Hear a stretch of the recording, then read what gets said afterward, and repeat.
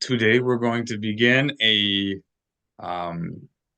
cursory overview of the observance of Purim, right? The holiday based on the book of Esther. That is correct. That is correct. I'm sorry. I'm doing a little background stuff here, That's trying to. fine. So Oh, you're good to go. all right. We have a volunteer to read the introductory prayer upon entering a house of study.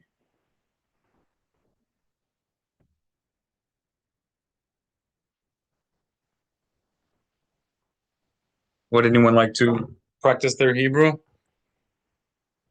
Reading the introductory prayer?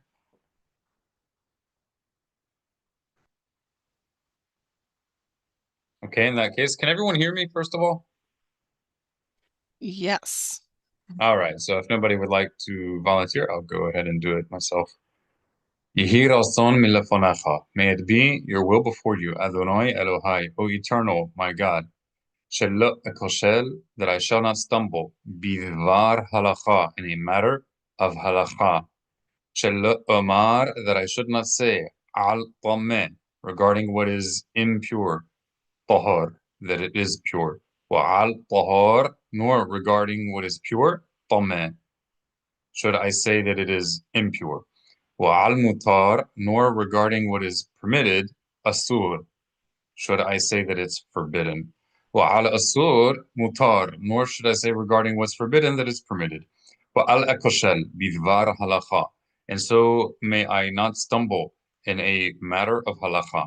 V'yismehu bi haberai, and my fellows shall rejoice with me. Wa'al yikoshelu haberai, and may they also not stumble, my fellows, bidvar halacha, in a matter of halacha, wa'esmah bohem, and I shall rejoice with them. Ken yihir son. When Omar, and everyone said, Amen. all right. So going to the 613 mitzvot, the 613 everlasting and immutable stipulations of the covenant between God and Israel, as we find at the beginning of the Mishneh Torah, the Code of Jewish Law by Maimonides. We stopped at 133, right? I I think we think we showed stopped at, 132. yeah. Sorry. We stopped at 132? hmm Okay, so we'll pick up at 133. All right. Whoever would like to read, Bechavod. Not to eat pagul, as Leviticus 7:18 states, it will not be accepted for him. Instead, it will be considered as pagul. Any person who eats it will bear his guilt. This sin is punishable by karet. All right. Number two, 134. If you want to be next, please say Ani haba, I am next. Or for a female, Ani haba'a. Ani haba, Kol hakavod. Bechavod. for an unauthorized person not to partake of the teramo, as Leviticus 22:10 states, no unauthorized person shall eat it. Terumot means uh, offerings. All right. Mi haba, who's next? Mi haba. Ani haba'a. Kol For hakavod. not for not even a tenant or hired worker employed by a priest to partake of terumah, as Leviticus chapter 22, verse 10 states, a tenant of a priest or his hired worker shall not eat the holy food. All right. Miswa haba'a. Next mitzvah. Next commandment. 136. Mi haba. Ursheli, Bechavod. for an uncircumcised person not to partake of terumah or other consecrated foods. This concept was derived from a Gezerah Shavah and is not explicitly mentioned in the Torah. Nevertheless, based on the oral tradition, the prohibition against an uncircumcised person partaking of consecrated foods is considered as a prohibition of the Torah itself and not a decree of the sages. Gezerah Shavah is one of the 13 ways in which the Torah is one of the 13 methods of exegesis of the Torah to decide what is the basic message or obligation coming from the Torah. And that's why it's considered a Torah obligation, even though it's not explicit as emphasized, isolated in a verse by itself, but it's something that they understood from the text through comparing different verses. Right? For a priest who is impure not to partake in terumah, as Leviticus chapter 22, verse 4 states, any of your descendants shall not eat from the consecrated foods. All right. Mi haba, who's next? Mi haba. Ani haba. כל הכבוד. For a halakha, Uh, for a halala. halala, not to partake of consecrated foods, neither terumah nor the breast and the shank bone given to the priest, as Leviticus 22:12 states, when a priest's daughter marries an unauthorized person, she shall not eat from the sacred elevated gifts. All right, and a halala is it's a priest, or this is the female form. It's what do you call it? A female who would normally be able to partake of consecrated foods, but for some reason has been disqualified. And you have a male equivalent of this as well. A priest, a kohen, who's been disqualified. That would be a halal.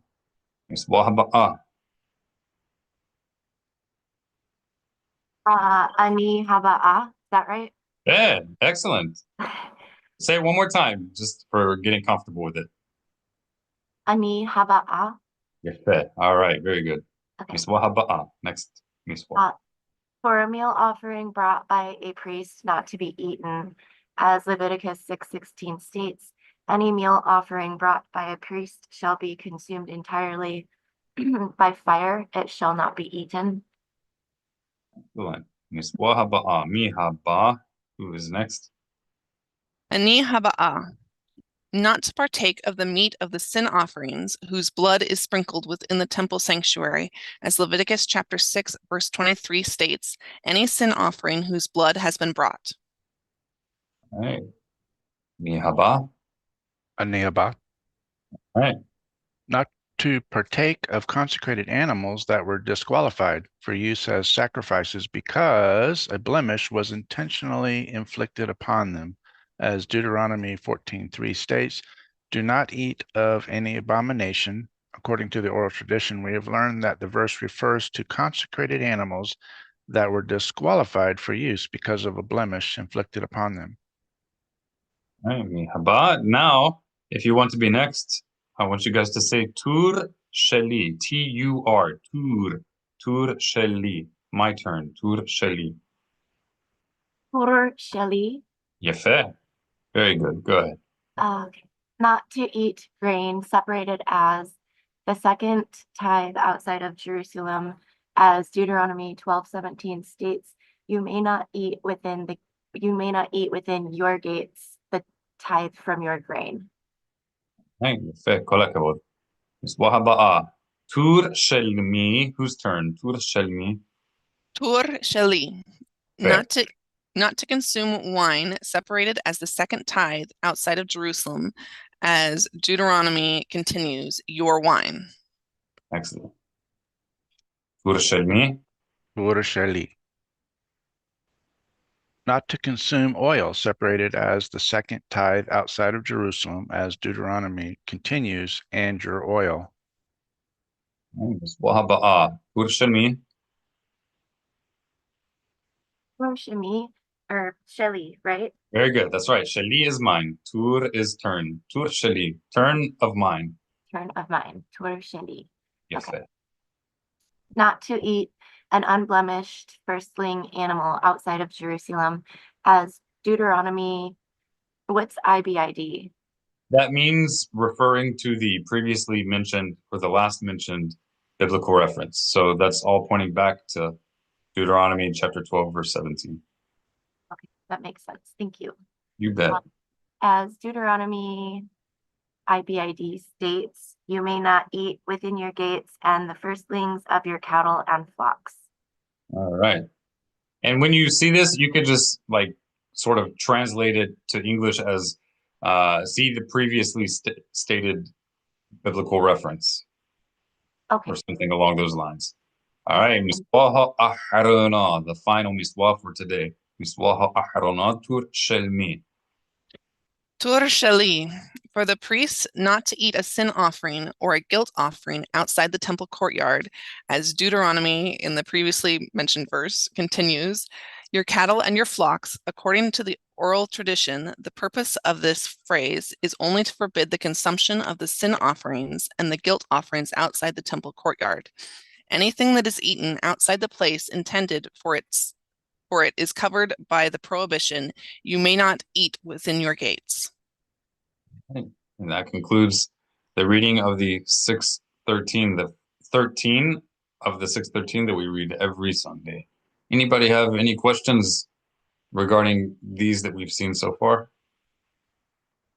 I see Mr. Victor smiling. It's a lot regarding the Beit HaMikdash, so he's afraid to ask. Yeah, I'm afraid to ask you. Sorry. Yeah, I'm not the most expert on the offerings and sacrifices. So I really yeah, go ahead. I understand. But, I understand. And if you don't know, say I don't know, or if but not too I'll probably know the answer. But give it a shot. Put me in the hot seat. the gates that are referenced that the priest may not eat outside of, are we talking about city gates? Are we talking about the Temple Mount? Or are we talking about a specific area? It's supposed to be Jerusalem, but the gates of Jerusalem are, I'm not sure if it has to be within the walls of Jerusalem. I'm pretty sure that that's the case because the definition I think not. I think not. Okay, but let me still clarify. Sure. That many times in Halakha in Jewish law, there's a distinction regarding different types of cities, distinctions that we don't think about in the modern world. And that's relevant to Purim coming up as well. Distinction made between a walled city and an unwalled city. Usually different terminology is used for the extension of a city beyond its walls. And that's often not called a city. But again, this is something that you should really look into directly in the sources instead of speculating. But that's something to always remember. And with regard to halakha in general, that definitions in Jewish law are not necessarily the way that we kind of freely, without much thought, use terms in everyday speech. Right? It's very precise in Jewish law. All right, any other questions regarding these Mishloach? I guess we'll move on.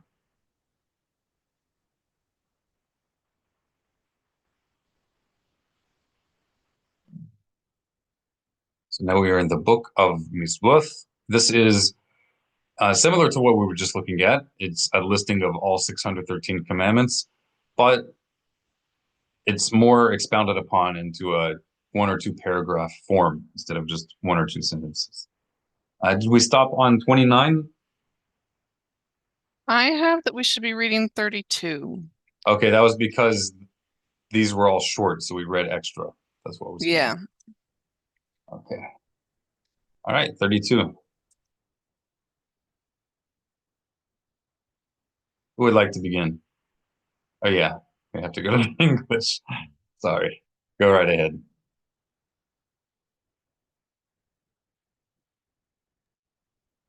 That is that he commanded us to honor the seed of Aharon, to adorn and glorify them, and that we should place them on the level of priority and precedence. And even if they decline, we should not listen to them. This is all aggrandizement of God. May he be exalted, since he took them and chose them for his service and to offer his sacrifices. And that is his. May he be exalted, and may his name be blessed, saying, and sanctify him, since he offers the bread of your God. And the explanation appears, and sanctify him in every matter of holiness. To start first, to bless first, and to take nice portion. And the language of the Sifrei is, and sanctify him against his will. This means to say this is a command that we are commanded, and it is not the priest's choice. And likewise did they say, they shall be holy to their God, against their will, and they shall be holy, to include those with blemishes. This is so that you not say, since this one is not fit to serve the bread of his God, we should give him the level of priority and honor. Hence his saying, and they shall be holy, all of his honored seed, both blemished and unblemished, and the stipulations required by them, such that it will be fit to treat them with this practice, have already been explained in scattered places in the Gemara, in Hulin, in Shabbat, in Berachot, and in other tractates. Cool. All right. How long is the next one? That's a little bit lengthy. Okay, so we'll stop here. And next week we will continue with Mishloach Manot, proactive commandment number 33. All right. Okay. Any questions about the proactive commandment number 32 that we just looked at? Can you summarize it? That it is a proactive commandment from the Torah that we honor the patrilineal descendants of Aaron, the brother of Moses, as an act of glory to God. Maybe someone can suggest how that might be an act of glory to God, philosophically, you know? Well, if you were blessing someone else, you could say, may you be like Aaron and his descendants. Would that? Yeah. But that would connote how, in what way? Like, why would that be a blessing? Set apartness. I don't know. Correct. And perhaps also that God ensures the continuation of your seed, the success of your progeny, despite thousands of years of people trying to destroy them. Here we are, surprise, surprise. Even in rural Louisiana, you can find descendants of Aaron, believe it or not. Doesn't mean they're qualified to serve in the temple, but if the last name is Cohen, they're likely a descendant of Aaron, the brother of Moses. It's kind of incredible. And yeah, you're absolutely right. Although not everybody is qualified to officially officiate ceremonies in the temple in Jerusalem, but with regard to set apartness and to serve as a teacher of the people of Israel in general and of the nations, that's open for all who want to take that upon themselves. From the lowest Jew who was born to the most uneducated Jews in the middle of nowhere, Mongolia, who didn't have the privilege of going to yeshiva and they had no synagogue, to the blackest African or the most exotic looking, I don't know, person from some indigenous tribe somewhere that we've never contacted, right? It doesn't matter. Anyone in any place in the world has the open invitation to join with and fall in the paths of the descendants of Aaron as leaders of Israel and agents, emissaries of God's will to the world. Right? It's not that you just make up stuff, but you can follow in that path. It's open to anyone. يلا بقوا نمشي.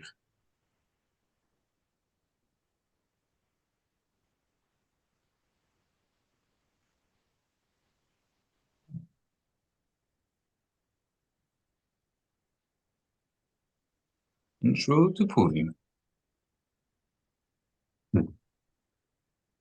Heather, would you like to read the 6 basic obligations? Yes. 1, reading Esther. 2, sending portions. 3, gifts for the poor. 4, festive meal. 5, no mourning. And 6, prayer edition. Okay. Heather, would you like to read the translation? I'll read the Hebrew first. ויכתוב מרדכי את הדברים האלה, וישלח ספרים אל כל היהודים, אשר בכל מדינות המלך אחשוורוש, أقربيم وهرحقيم تقيم عليهم الهيوت عسيم أثيوم 4 عصر لحدش أذار وأثيوم 15 بخل شنا والشنا. Tur Shalach, your turn. Did you call on me? Yes, ma'am. If you'd like to Okay. read the I'm translation. sorry, I wasn't sure. It cut out a little bit. I couldn't hear exactly what you said. Okay, No yes. problem. Then Mordecai wrote these things, and he sent letters to all the Jews who were in all the provinces of King Ahasuerus. Now, you guys see that? You pronounce that perfectly. And people are like, why do you add all these extra H's and stuff? It influences how a normal English speaker will read. That was excellent. You said it beautifully. You want to read it one more time? Ahasuerus. Exactly. Ahashwerosh. That's his name. Okay, cool.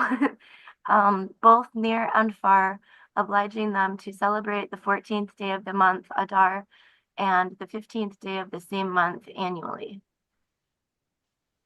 All right, we'll read the Hebrew and then you can continue in English.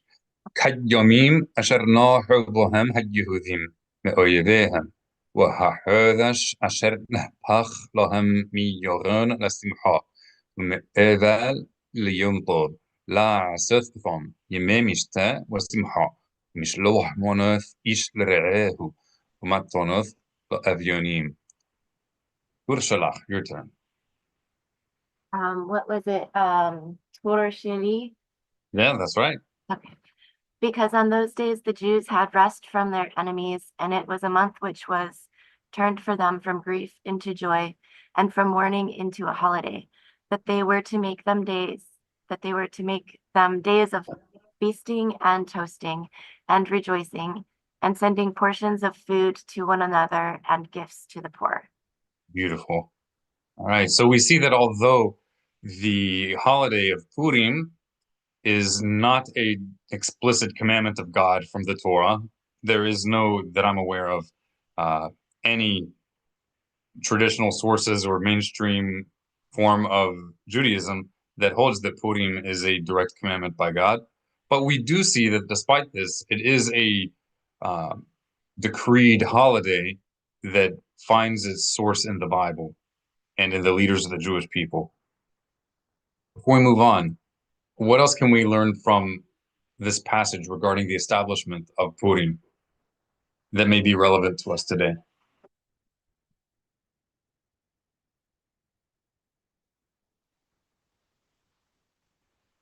As insofar as community cohesion of the people of Israel, insofar as authority of the leaders of Israel, the scholarly leaders of Israel, what might we learn that could be applicable today?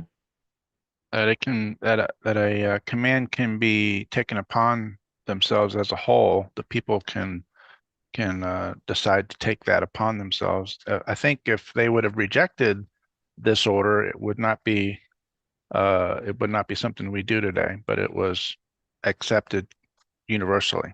So there's more to it than that, but that's the basic idea. So if the sages of Israel as a group decree something upon the people of Israel, some sort of observance, and obviously this is with the assumption that it doesn't violate the Torah, right? The only adding to the Torah that's prohibited by the Torah is adding to the Torah obligations that we regard as equal to the Torah.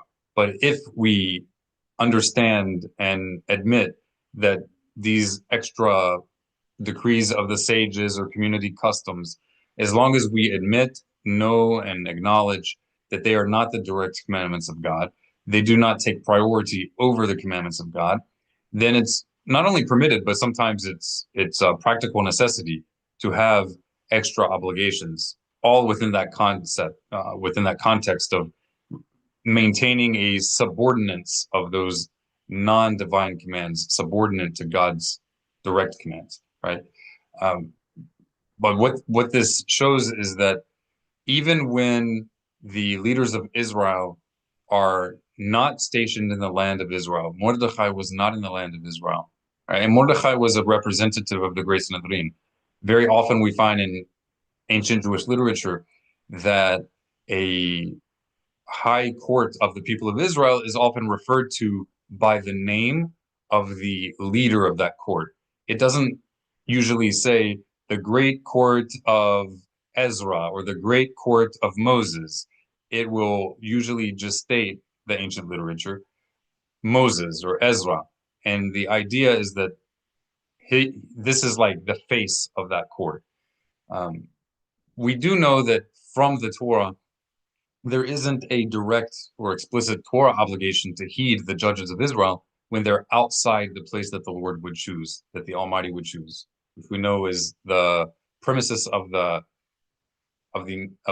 national temple, the temple in Jerusalem nowadays. However, the people of Israel, as any nation, has a need for national leadership, regardless of where they're at. That's just a practical reality. And whether or not rulings of a court that are issued outside the premises of the temple have binding force is, as you said, dependent on whether or not it's accepted upon the people, right, upon the people of Israel. So if they had rejected it, of course, it wouldn't have been passed on throughout the generations.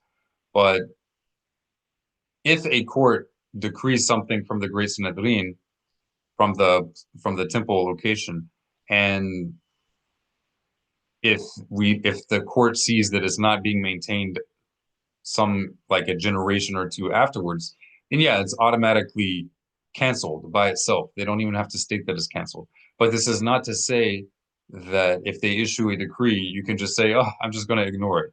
No, you are obligated to uphold their decree. But if they see after the fact that it was maybe too burdensome for the people and it just wasn't taking off, then there's no concern for it in future generations. But of course, this did take off, and it even made it into the canon, right? Any other questions or any other insights that we might see from this biblical source for the celebration of Purim? In that case, we will move on. Right. Heather, would you like to read the first of the overviews of the obligations for Purim? Yes. Scroll of Esther. Obligation to read the Megillah. Right. What is the Megillah? What does Megillah refer to? It's the Book of Esther. That's right. Now, literally, it just means a certain type of scroll. There are two main Hebrew words for different types of scrolls. A sefer, which is usually translated in modern Hebrew as a book, a sefer refers to a scroll that is wound from both sides. That's a sefer. Whereas a Megillah is a scroll that's only wound from one side, only rolled from one side, and it just opens up kind of like a letter. Right? But both words mean scroll. And there are other types of Megillot, other kinds of Megillas, other than just the Book of Esther. But typically, when Jews refer to the Megillah, they're normally referring to Esther, even though that's not the literal meaning of the word. All right, Tamshichi, continue, bechavod. It is a rabbinic positive commandment to read the Megillah, the Book of Esther, at its designated time during Purim. Right, and of course, we'll get into the details of this in a next lesson, but in this lesson, we're just getting an overview.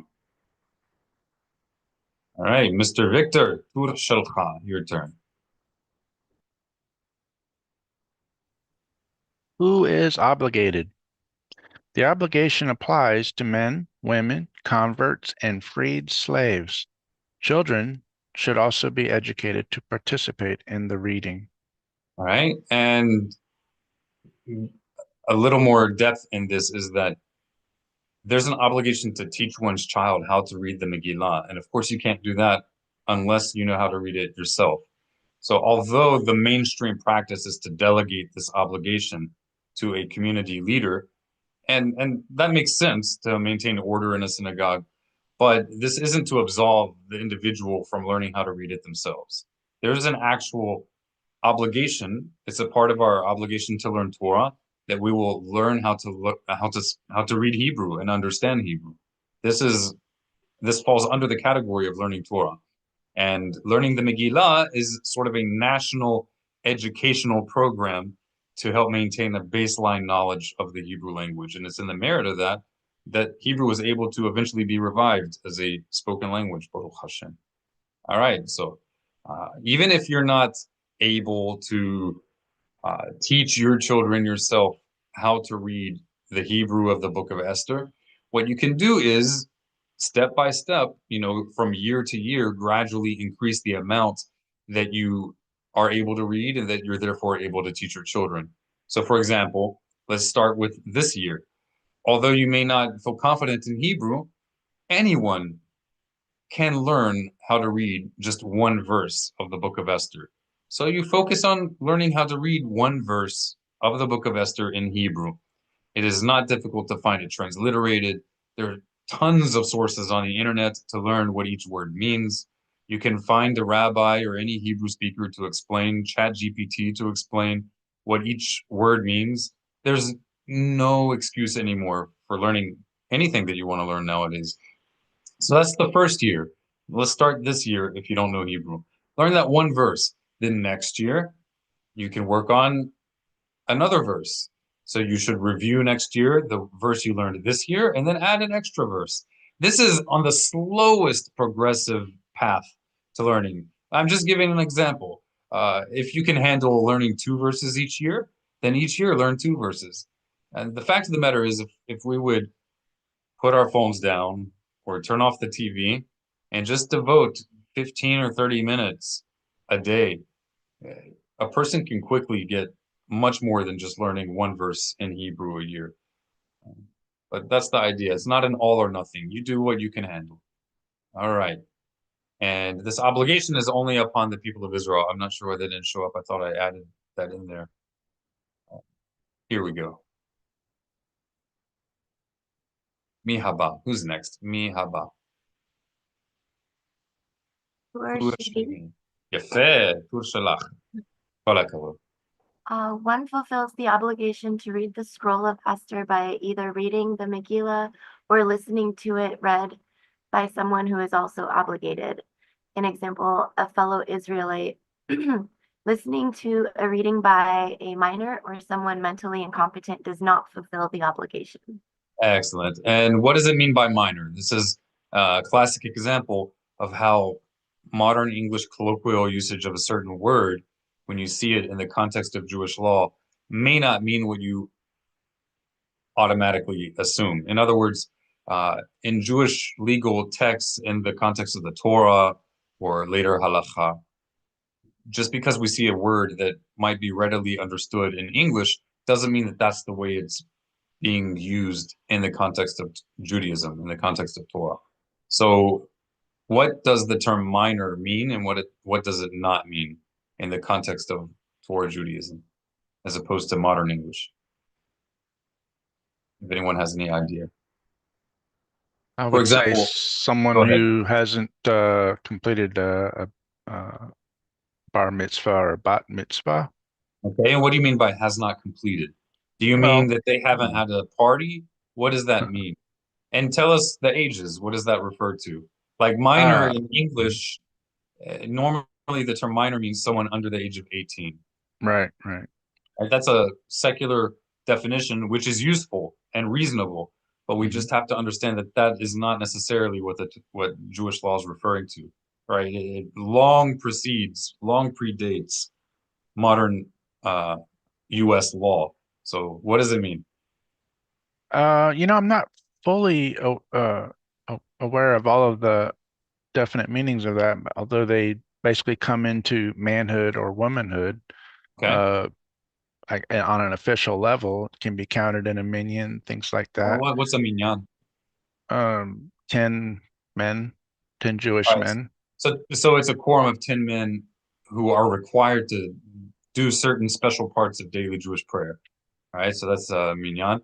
So someone who's still a minor, according to Jewish law, is not able to count toward one of those 10 Israelite men who enable the doing of certain special parts of Jewish prayer. Even if they're totally capable or even better than half the other people, it's like not quite Correct. there. Yeah. Correct. So, with regard to reading the Megillah, they should not be a minor. So, what age is this approximately?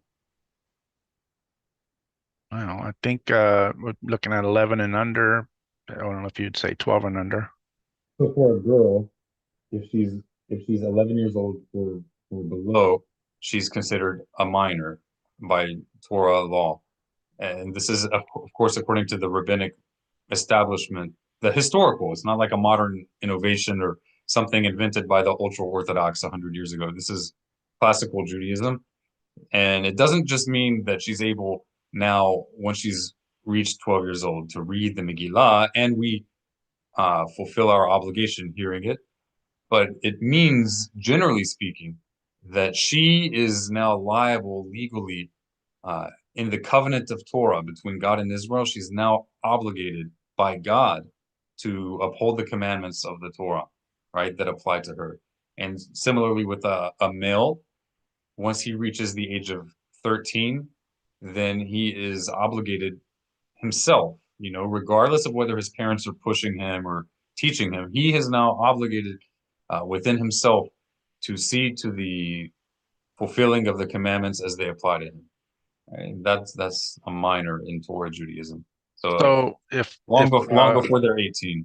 Yes, so sir. if I wasn't reading it, I would have to only listen to it by someone who is obligated. Correct. So a minor would not be obligated. Correct. They could do it perfectly, and maybe that's Right. my only option. Now, But it doesn't fulfill. It might be that in the eyes of God that minor who's under 13 or 12, that minor might be obligated before God. But we're concerned with the obligations between ourselves as human beings, right?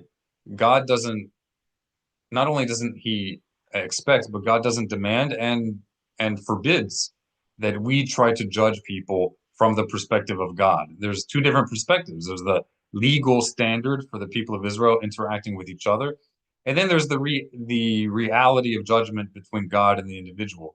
So that's different because it's impossible for courts and for each individual to know the intentions and the full capabilities of each individual. But if a child has reached at a premature age, has reached the intellect of someone who's 13 or older, then of course they're going to be accountable to that. In the very same way that someone who's past the age of 13, but his mental faculties have not yet developed like the norm, he's not going to be liable, even though he passed the age of being a minor. And that we see in this principle as well. If we look at it again, a minor, right? So you can't fulfill the obligation if it's being read by a minor or someone mentally incompetent. That's regardless of their age. And this is a general principle of Torah.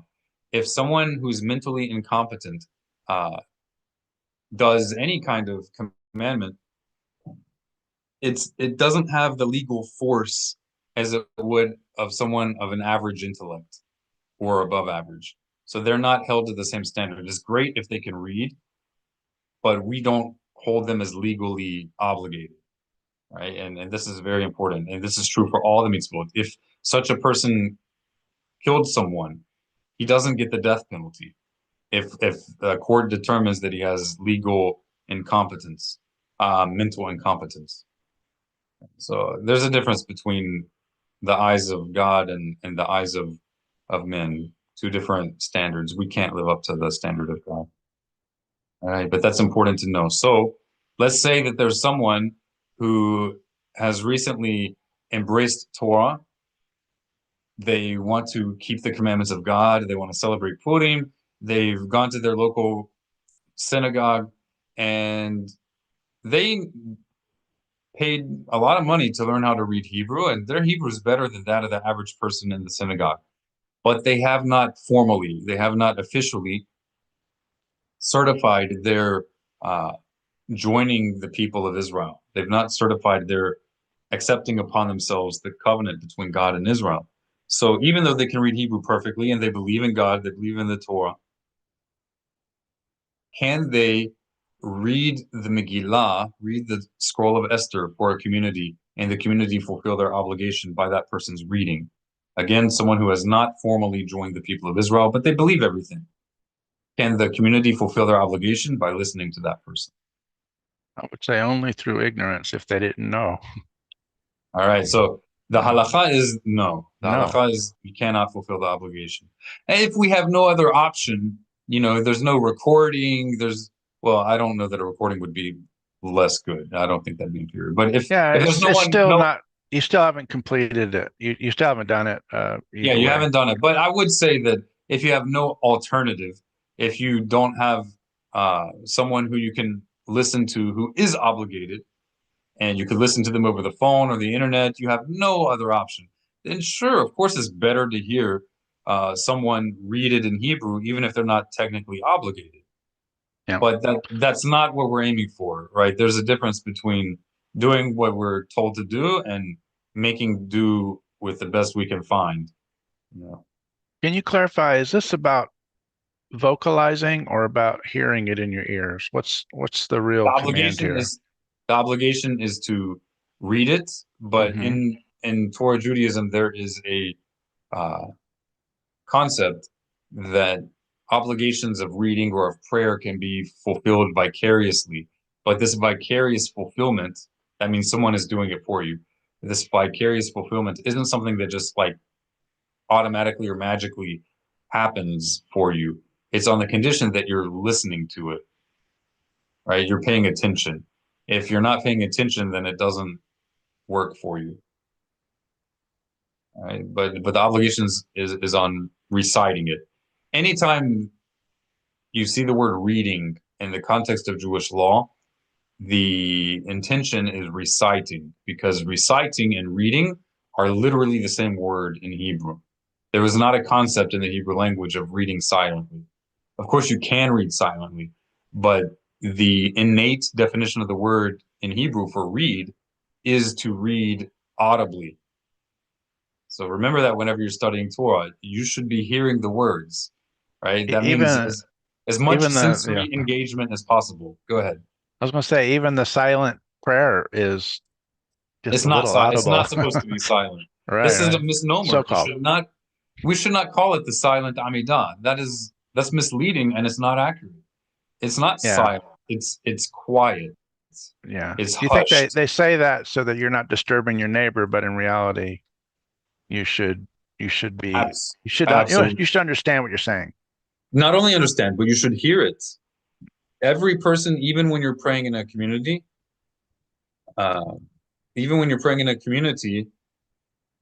the Amidah should be audible to your own ears, but you should not pronounce it louder than is necessary for you to hear your own words. But it should be audible to your own ears. If you could not hear it, but you had intention, your prayer is still accepted as fulfilling your duty, but b'di'avad, that's after the fact. L'chatahila, from the outset, you should be hearing the words as you say them, even when you're praying the quiet Amidah with a community. So someone has asked, how do you say to read in Hebrew?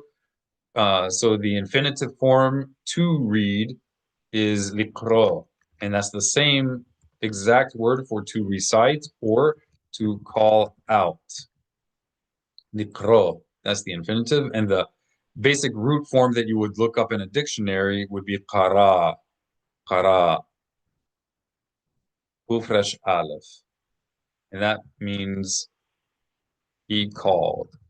Anytime you look up a Hebrew word in a dictionary, you're going to look up the third person masculine singular perfect form along the lines of past tense form. That's the most simple form of a verb in Hebrew, qara, and it also means he called out. Same word. All right. ونمشيخ. All right, מי הבא?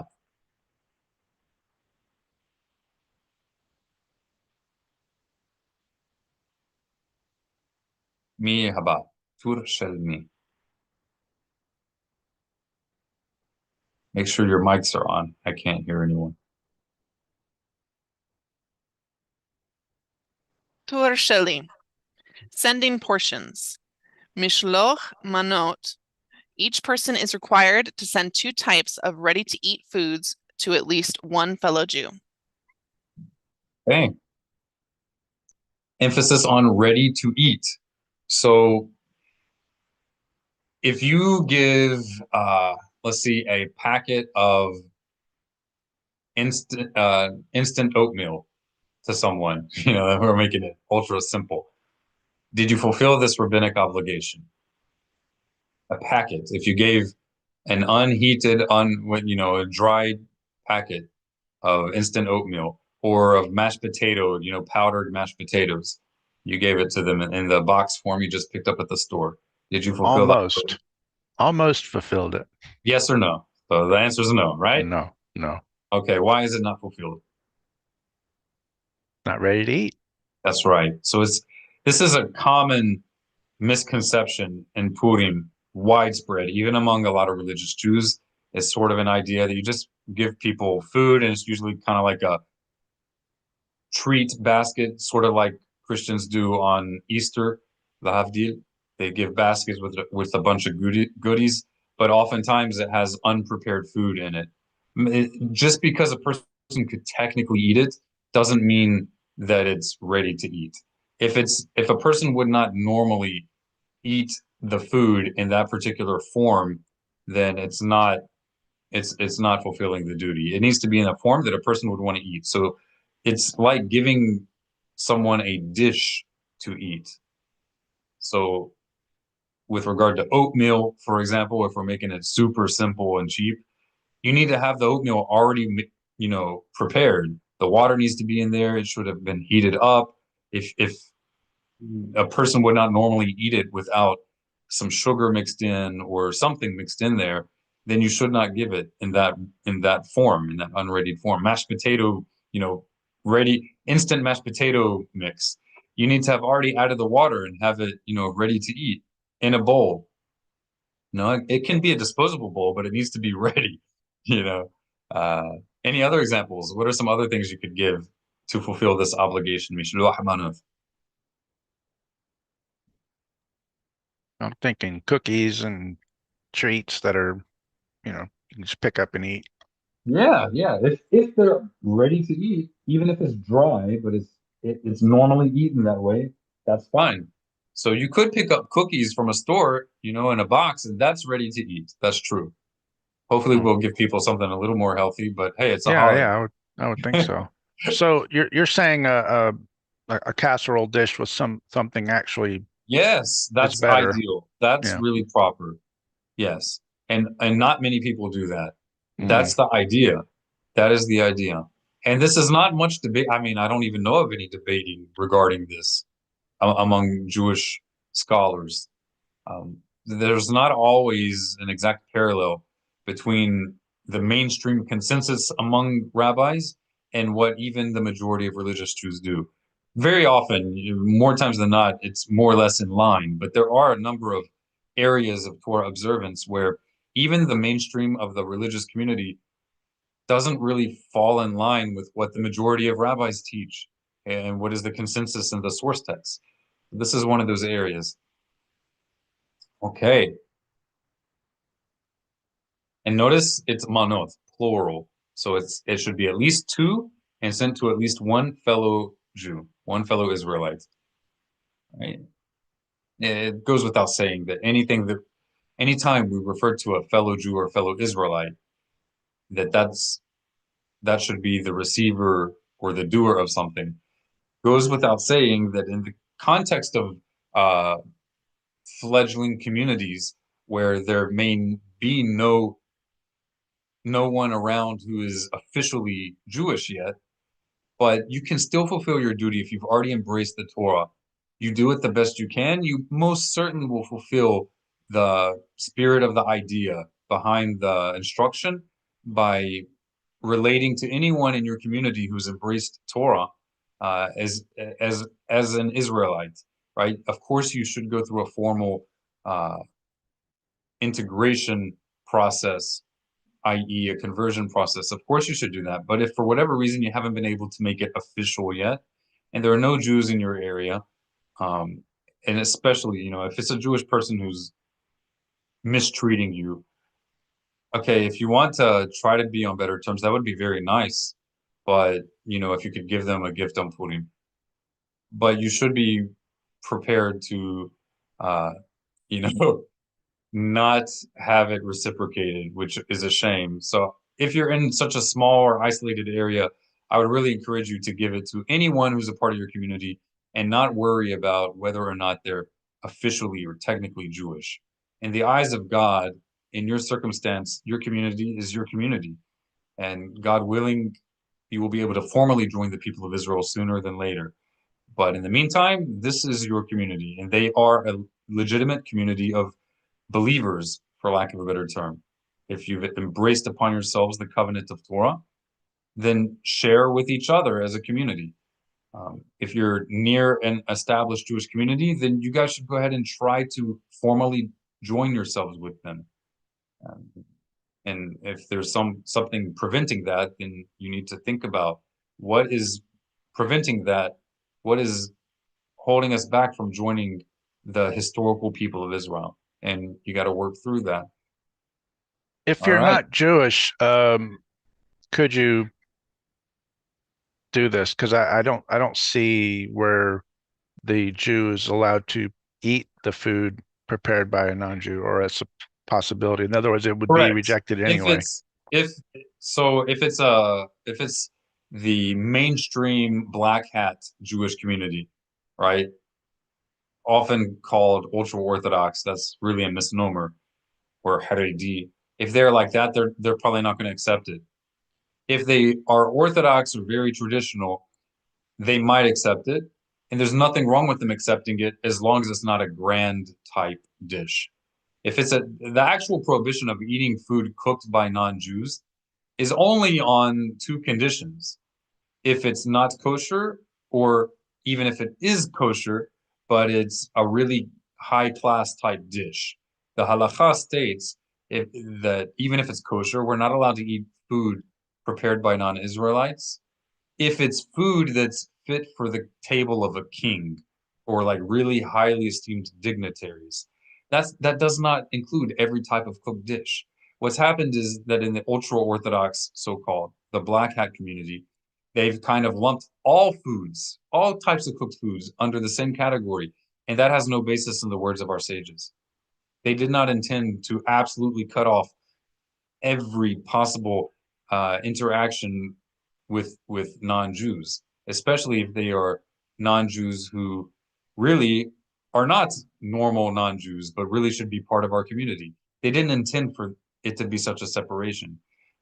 People who are legally in the context of Jewish jurisdiction, people who are legally not Jewish, but they have embraced the covenant of Torah, they are not regular non-Jews, and they should not be treated as regular non-Jews. They should be drawn into the community by the community establishment. Now, whether or not that's actually taking place is a different question, but they should not be viewing themselves, people who haven't formally converted, but they do embrace Torah. They should not be viewing themselves as just regular non-Jews. That kind of a situation is kind of a limbo situation, and it's not really supposed to exist. Jewish law doesn't really relate to it because it's not really supposed to exist. Mm. If you've embraced Torah, you're supposed to have already joined the people of Israel, and it's not supposed to be a lengthy 1 or 2 or 5 or 10 year process. Jewish law never talks about that. And when I say Jewish law, I'm talking about classical Torah Jewish law, classical Jewish literature. That does exist nowadays, but that is a modern phenomenon. And it's antithetical to the guidance and instruction of our sages. I gave kind of a harsh example, that, well, you're not Jewish, I can't eat that. But in reality, I think the most practical reason is because you don't understand how to cook something in the way that they can eat it. There's the possibility that you've used ingredients they can't use. You It's a use pots. it's not a likely possibility, but it is a very high possibility that they could use ingredients that are not kosher, Right. uh, in the opinion of the mainstream black hat. But Hmm. let me tell you, the majority of foods that someone who's not Jewish prepares assuming it's not meat. Let's just get rid of the meat thing. If it has no meat product in it, 9 times out of 10, there's not going to be any issue with eating it, even if you're a Torah observant individual, according to classical halakha. There's not going to be a problem. The average person who cooks a meal is not preparing a meal to the level of something that would only be served to the highest class of people. They're not doing that. And the average person who's not incorporating meat products into their food is not adding products that were forbidden to eat. 9 times out of 10, it's going to be fine. If it's dairy, the majority opinion in the Orthodox world in the United States is that most regular dairy products are acceptable to eat. I know that there are restrictions on certain cheeses, but there are different opinions on that. In the Orthodox world, there are different opinions. The problem is that the ultra-Orthodox so-called establishment has gone with the most extreme and strict opinions of pretty much everything regarding food, to the point that even the traditional minority extreme opinions are not enough, and they even add and innovate new stringencies that no one was doing even 100 or 200 years ago. It's reached an absurd level to the point that it ostracizes even other Orthodox Jews. It's a huge problem. That you should not worry about. Don't worry. I would say don't be surprised if it's not accepted. It's a possibility that will happen. Correct. And all right, don't be worried about it. Yeah. Correct. Regard your immediate community, even if they haven't formally joined the people of Israel yet in an official way. Regard them as your community. You can share with them. That's the proper thing to do. Okay, so that's sending portions to a fellow. The technical duty is to do so toward just one. You don't have to do it to multiple people, just one. But that's 2 portions of food ready to eat. All right. Mi haba. Who's next? Shiri. יפה. Matanot la Evion. How do you say that last one? Evionim. Matonoth la'evionim. So this is gifts to the poor. So this is the 3rd obligation we've gotten to so far, or maybe the 4th. Go ahead. So gifts to the poor, matanoth la'evionim. You can go ahead and read that again. Matanoth la'evionim. Perfect. One must give monetary gifts or food to at least 2 needy individuals. Okay, now when it comes to this,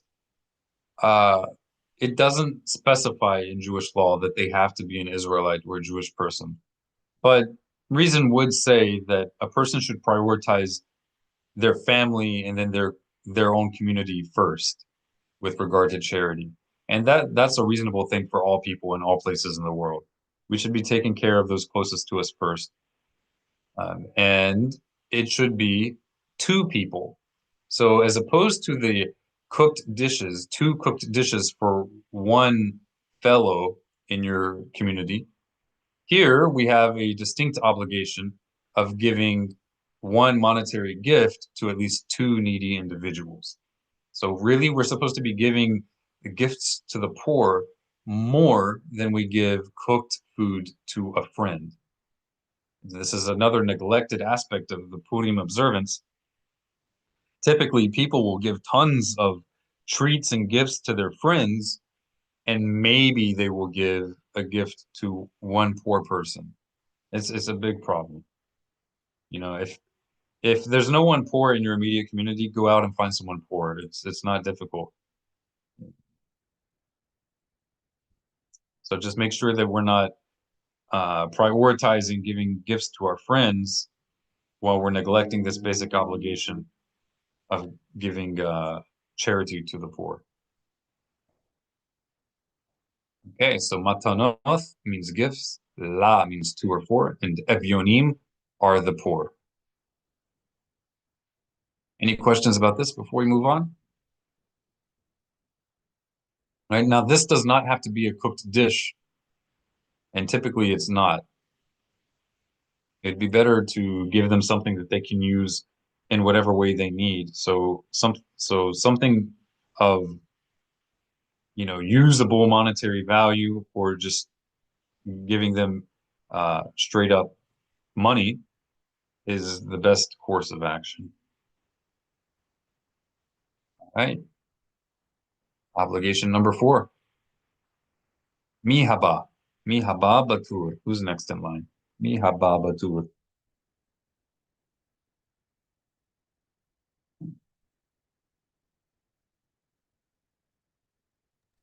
We read the Emmanuel? screen. Yep. Seudat Purim. It is a mitzvah to partake in a joyous meal on Purim Day, which includes eating, drinking, and expressing happiness. All right. Seudat Purim, the festive meal. So in rabbinic literature, it's called Seudat Purim. Seudah is a festive meal. Purim is lots, of course. But in the book of Esther, it's called a mishteh. Mishteh. Can anyone tell us what a mishteh is? So the word mishteh is the word that we derive this festive meal from. That is the term used in the biblical Hebrew of the book of Esther. Mishteh is also how we derive that there should be drinking at this meal. And when it says drinking, it ain't talking about water, y'all. So mishteh refers to a certain celebratory feast, but the word mishteh inherently means drinking. Lishtot is to drink in Hebrew. Shoteh is drinking, one who is drinking. Shoteh. And mishteh can also refer just explicitly to a drink.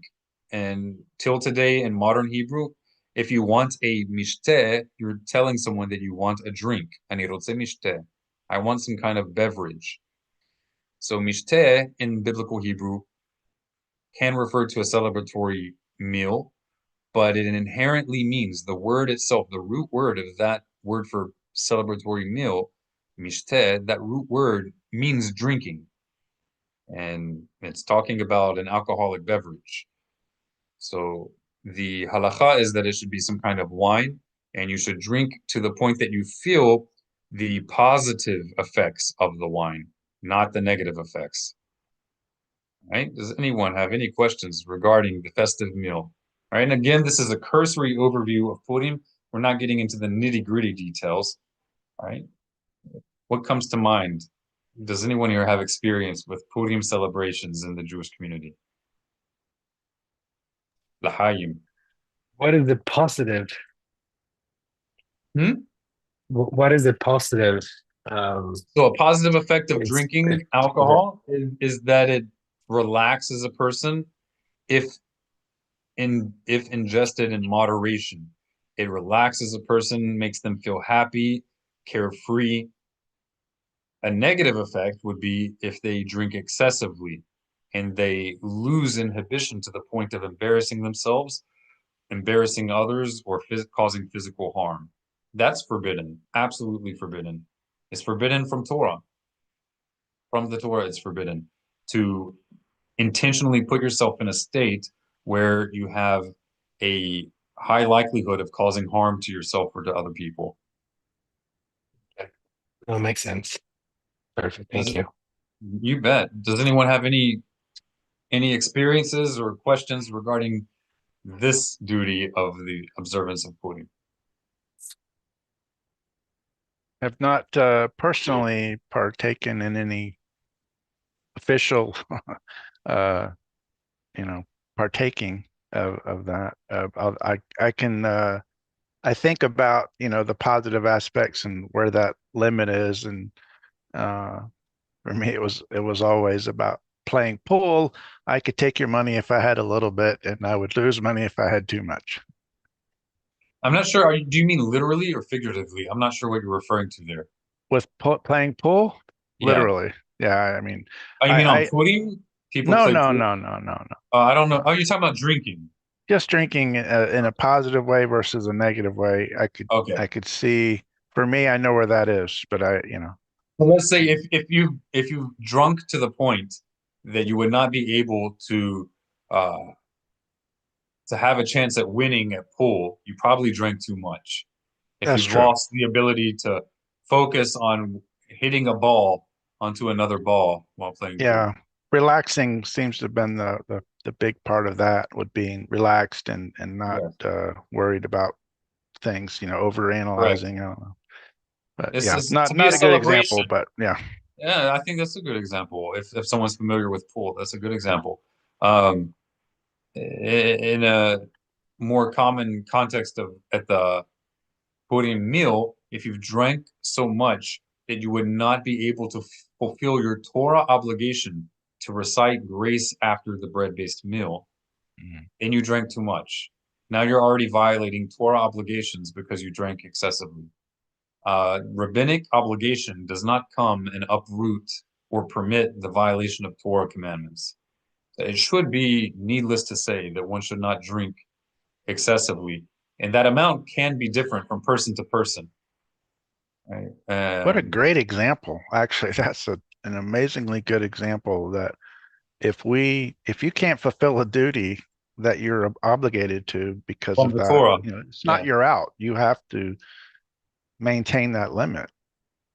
Wow. Does anyone here have any experiences with celebrating Purim in a Jewish community or having seen celebrations on the internet? Did you notice anything?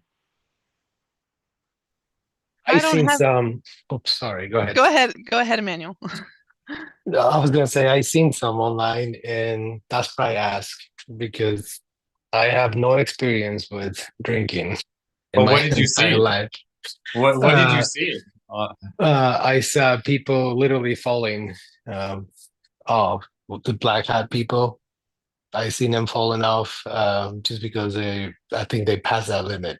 And that's yes. what I asked before. I'm like, is this really aligned with Torah or not? This Because it is doesn't seem to me like absolutely it's not. it's absolutely forbidden from the Torah, and it's a classic example of the religious establishment. This is something that any religious establishment in any religion can fall into, of a religious establishment violating its own basic principles and suffering widespread cognitive dissonance because everyone's doing it. It's a sort of religious moral relativism, and it's widespread in the ultra orthodox religious establishment, especially, which kind of shows the facetiousness almost of calling it ultra orthodox. The irony of calling it ultra orthodox, because yes, while the ultra orthodox community, generally speaking, tends to be much more concerned about keeping Torah than other communities, that's true. But that does not make them immune to the universal uh, tendency toward cognitive dissonance when thinking differently or behaving differently could cause social isolation or ostracism. In the ultra Orthodox community, there's a pervasive problem of not being willing to take a critical look at the norms of that community to their detriment. So if you if you protest or even ask questions in the black hat community, i.e., ultra Orthodox community, if you ask questions or give any kind of criticism regarding some widespread practice, you're likely to be met with, "Who are you to disagree the with the majority opinion? Who are you to say that my rabbi is wrong?" But there's a lot of intellectual dishonesty in this kind of a response. Number one, it's not true. If they would care to investigate more than a cursory investigation, it's not true that the majority of Jewish legal scholars, poskim, hold that it's an obligation to get plastered with alcohol on Purim. And that's the way that it's typically presented in the ultra Orthodox community. Not just that it's okay or we're forgiving toward people who drink excessively on Purim, but rather that it's a mitzvah. It's a mitzvah, right? It's an obligation to get plastered on Purim. This is a pervasive view in the black hat establishment. And it's a desecration of God's name, a Hilul Hashem Gumur. It's a complete desecration of God's name. Every year you get a fresh wave of new viral videos of Jews clearly presenting themselves as serious Torah observant Jews, stumbling around in the traffic completely drunk or passed out on the sides of roads. And in Israel, our enemies who are constantly looking for the perfect opportunity to make us look bad are right there, and they go around and taunt and tease religious Jews doing this sort of thing, film them, and then spread it all over the Islamic world. It ain't good. It's not good. And so if someone is becoming more observant or wanting to join the people of Israel, please, if you join us, add to our repentance, add to our national repentance and our national restoration. And do not join us planning to join this debauchery. It's debauchery. You know, just because you put a black kippah on, a black yarmulke on, and speak some Yiddish, doesn't mean that what you're doing is a legitimate representation of Torah Judaism. Right? Anybody can put on a black kippah, grow a beard, and learn a little bit of Yiddish. It really doesn't matter. You can know a lot of Yiddish. You know, you can know a lot of Hebrew, and you could do a lot of things that are legitimately Jewish, but that doesn't mean that everything that is done with the facade of Jewish appearance is legitimately Jewish. The pervasive view in the ultra-Orthodox world that anything that community does is unquestionable has no foundation in the Torah.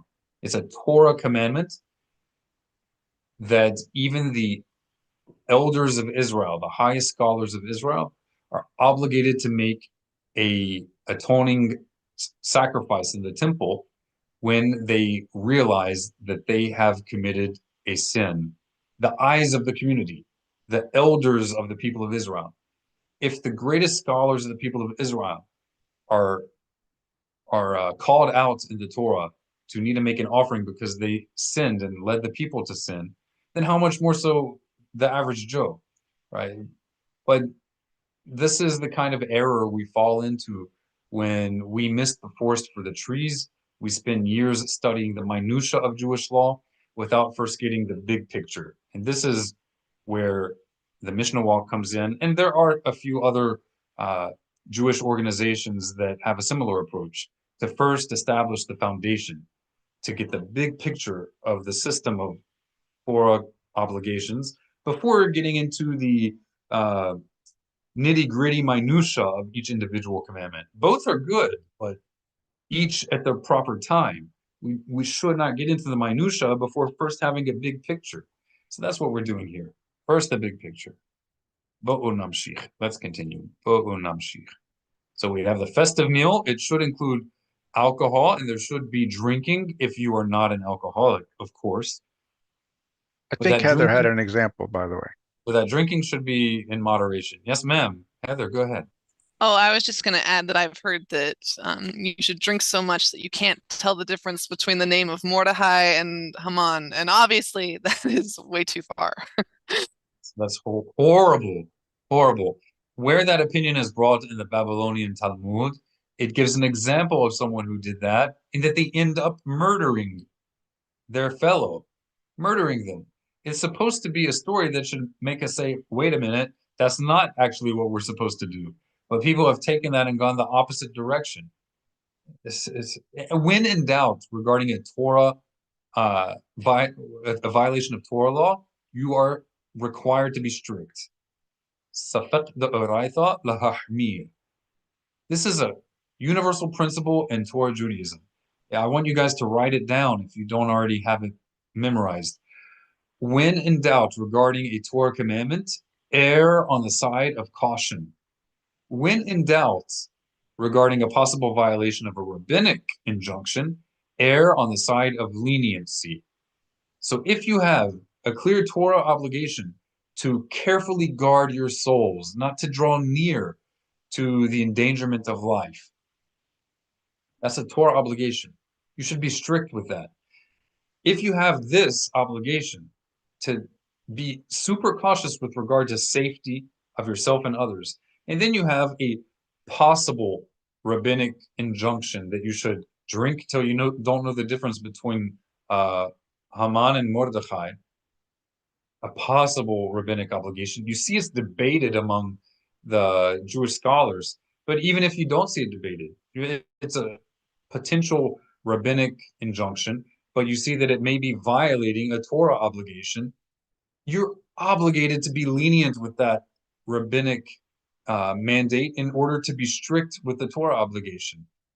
This is a case where if someone is being more strict or meticulous to do a minority opinion of a rabbinic concept, and they're doing it despite it leading to a almost certain violation of a Torah commandment, this is an example of what would legitimately be called adding to the Torah.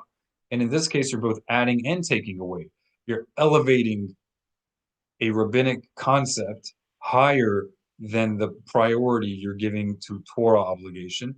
So you've added that, and now you're removing from the Torah obligation to diligently guard the safety of yourself and to others, and you're removing from the Torah obligation to properly recite the grace of gratitude after having a bread-based meal, and you're nullifying the obligation to recite the Shema, the declaration of God's unity, and renewing your acceptance of his kingship, his dominion over you, his lordship. That duty of Shema, which is twice a day, you're nullifying that. Because if you get that drunk, you stay up that late, or you have a hangover, then you're going to neglect reciting the Shema in its proper time or praying in the proper time.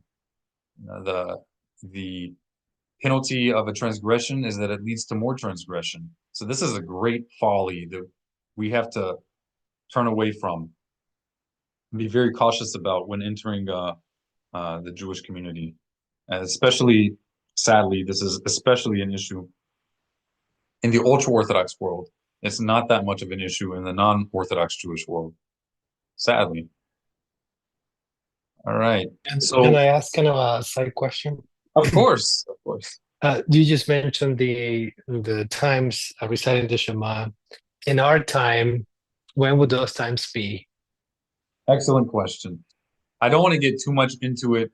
The normative response in the Orthodox mainstream is that those times are set, they're not alterable, and you will find the time, because it varies throughout the year, since these are what are called sha'ot zmaniyot. These are temporal hours, not established hours. So it's easiest to just look on a chart, which you can find on almost any Orthodox website, which will list the times for the prayers and for reciting Shema, and it will update it throughout the year. You will see what the time is for your locality on that particular day of the year. So a simple one to remember, I can write it in the chat box, is myzmanim.com. My, that means mine, M-Y, and then zmanim, Z as in zebra, M as in mother, A as in apple, N as in never, I as in it, and M as in mother.com, myzmanim.com. Zmanim means times. Right, you will just type in your zip code and it'll show you when is the latest time for reciting Shema each day. There is a way to calculate it, but it's kind of outside the ability of the average person to do so by yourself. But suffice it to say, it should be the first thing you do in the morning after you've taken care of basic needs, like, waking up and using the bathroom. After you've done that, you need to say Shema and then pray. There is an opinion within the Orthodox world that the latest time for which you can fulfill the duty of reciting Shema might change depending on the times or in the sense of an era. So from era to era, it might change if the mainstream custom of the people in that era has changed. So that what is normally done nowadays is based on the normal times of waking up in ancient times, but it might be that since modern times have changed, people stay up much later, so it's not as weird to wake up later. Then it might be that the latest time to recite Shema is a little bit later than it used to be. That is an opinion. It's not the mainstream opinion. But if you hold by that, you can fulfill that duty according to that opinion. Rabbi David Bar Haim has some video lectures on this topic. So we don't want to get too much into the nitty-gritty in this lesson. Suffice it to say, even in a suspected rabbinic obligation should never take priority over a Torah commandment. Right? If we're doing that, we're verging on what would legitimately be heresy in the context of the Torah covenant. It's a severe breach of the Torah covenant. Right? So we should have a festive meal, but one that maintains the faithfulness. A festive meal on Purim that maintains faithfulness to the covenant, not a breach of the covenant. If you know that someone is struggling with alcohol, you should not invite them to a celebration that has alcohol. It's really improper. If a community has a problem with alcohol, I would even suggest it's better to not serve wine, and anyone who is not struggling with alcohol could drink a little bit by themselves or with their family members, but at a community meal that it not be served. That's if you know there's a real issue with alcoholism in that community. If there's not a big issue with alcoholism in the community, then it should not be that the majority of the community has to suffer and cannot properly fulfill this practice of drinking alcohol because a few people in the community struggle with alcoholism. We don't need to change the whole lifestyle and the celebration of everybody because of a few people. But what should be done is those who deal with alcoholism should not be invited to the party that has alcohol in it. This is not a rudeness toward them. It's a rudeness to invite them, knowing that it may cause them to stumble back into drinking.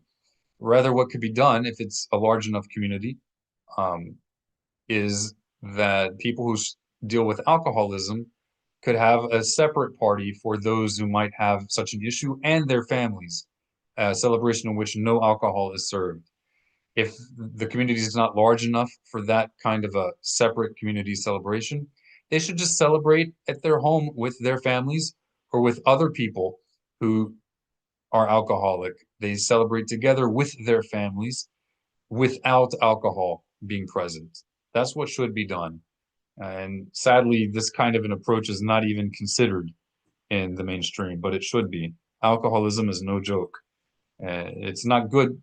Not only is it not good, but it is a violation of Torah to put a stumbling block in front of the blind, right? So we should not knowingly set up someone struggling with a serious sin.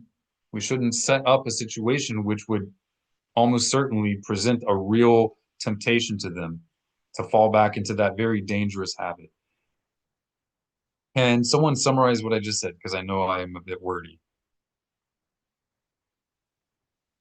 Regarding alcohol in a community that has alcoholics.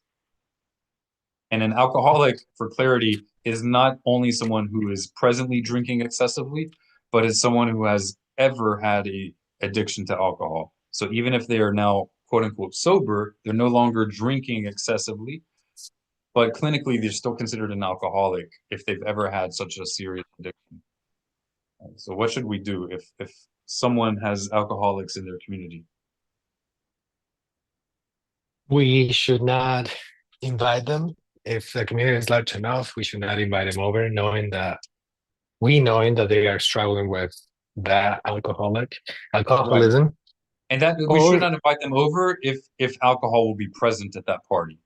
Yeah. All right. And so go ahead.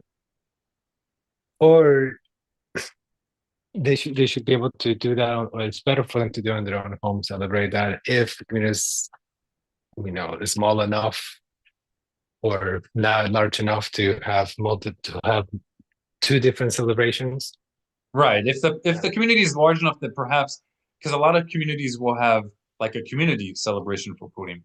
So if the community is large enough, the community could organize a smaller get together of people who have dealt with alcoholism, and they and their families can get together in a party void of alcohol, so that those who don't have such an issue could come together and drink alcohol. You could have two separate parties like that. It's not, it should not be something that's considered insulting that we take practical steps to ensure the well-being of other people and ourselves. This is an example of Baruch Hamavdil bin Kodesh Lahol. Blessed is he who separates between the holy and the profane. In this case, neither of the celebrations would be profane. They would both be holy, and they would be holy, they would be kadosh in the merit of reasonable separation from the stumbling blocks in sin. They would both be holy. What is not holy is mixing alcoholism with a celebration of God's sovereignty. That is not holy. Heather or Victor, could you summarize as well what we just mentioned?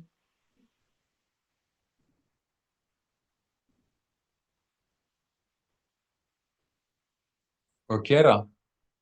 Pardon me if I'm not pronouncing your name. Could you tell me how to pronounce your name? I don't know if it's Kiera or Kera or something else.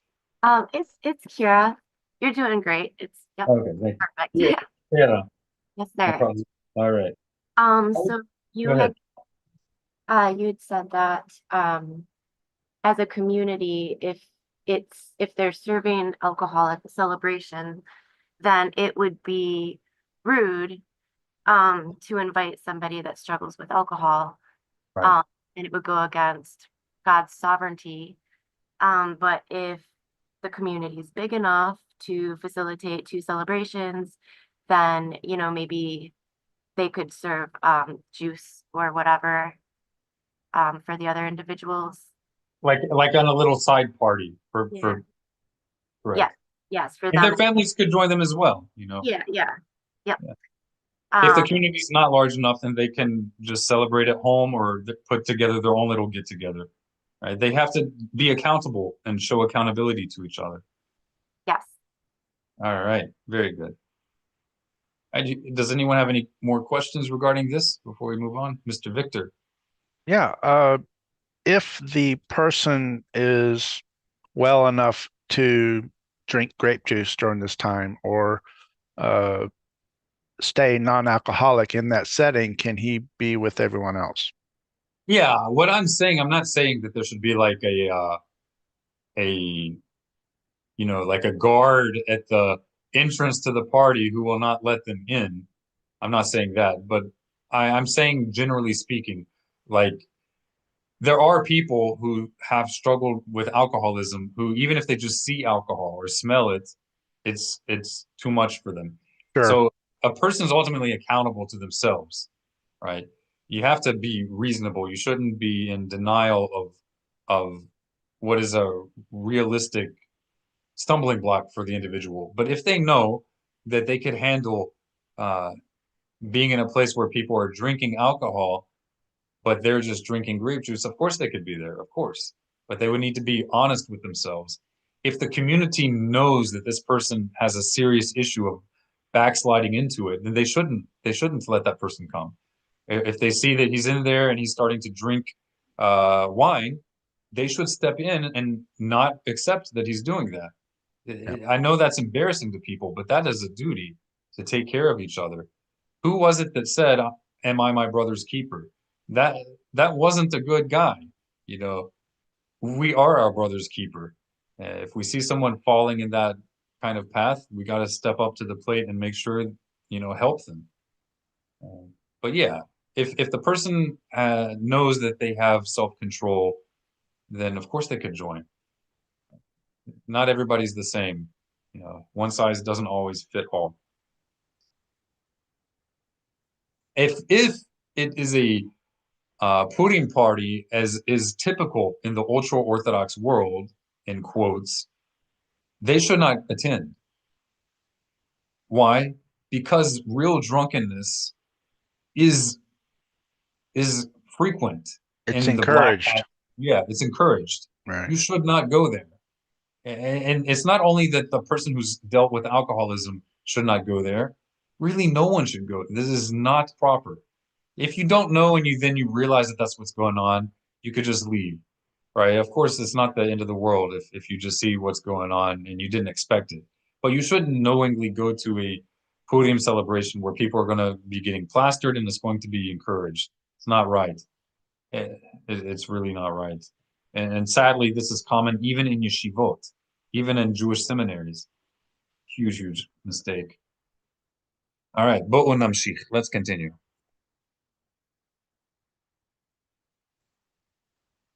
All right, mi rotze likro. Who would like to read? Tur sheli. My turn. Just say tur sheli. Or shilling. I'll read. All right. He is in tur sheli. Ur.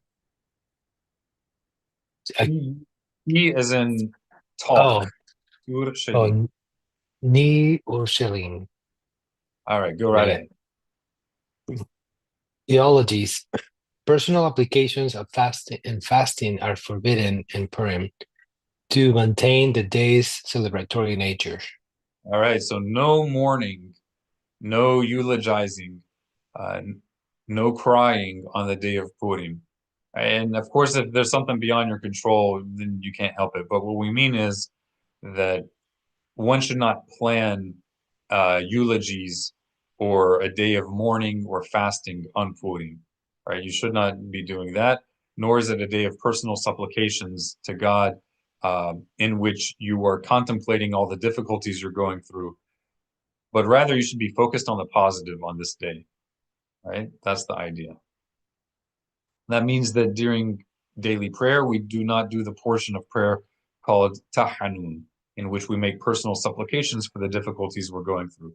But rather, it's a day that we're supposed to forget our problems and really focus more than normal on God's greatness and his having saved us from our difficulties. We should do that every day, but on Purim especially so. All right. Mi haba batur. Who's next? Batur.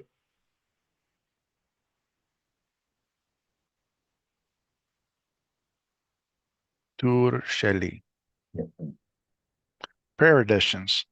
A moderate addition to one's daily recitation of the Amidah, standing prayer, is made regarding our gratitude to the Almighty for his saving us during this time. The same addition is added to the recitation of grace after a bread-based meal. Okay. So there is a set text that is added to the daily prayers that are parallel to the temple sacrifices, right? So we do that. Typically, people do that 3 times a day, in the morning, afternoon, and in the evening or night. And then we also do it if we do Birkat HaMazon, the grace after meal, after a bread-based meal. So there's a set text.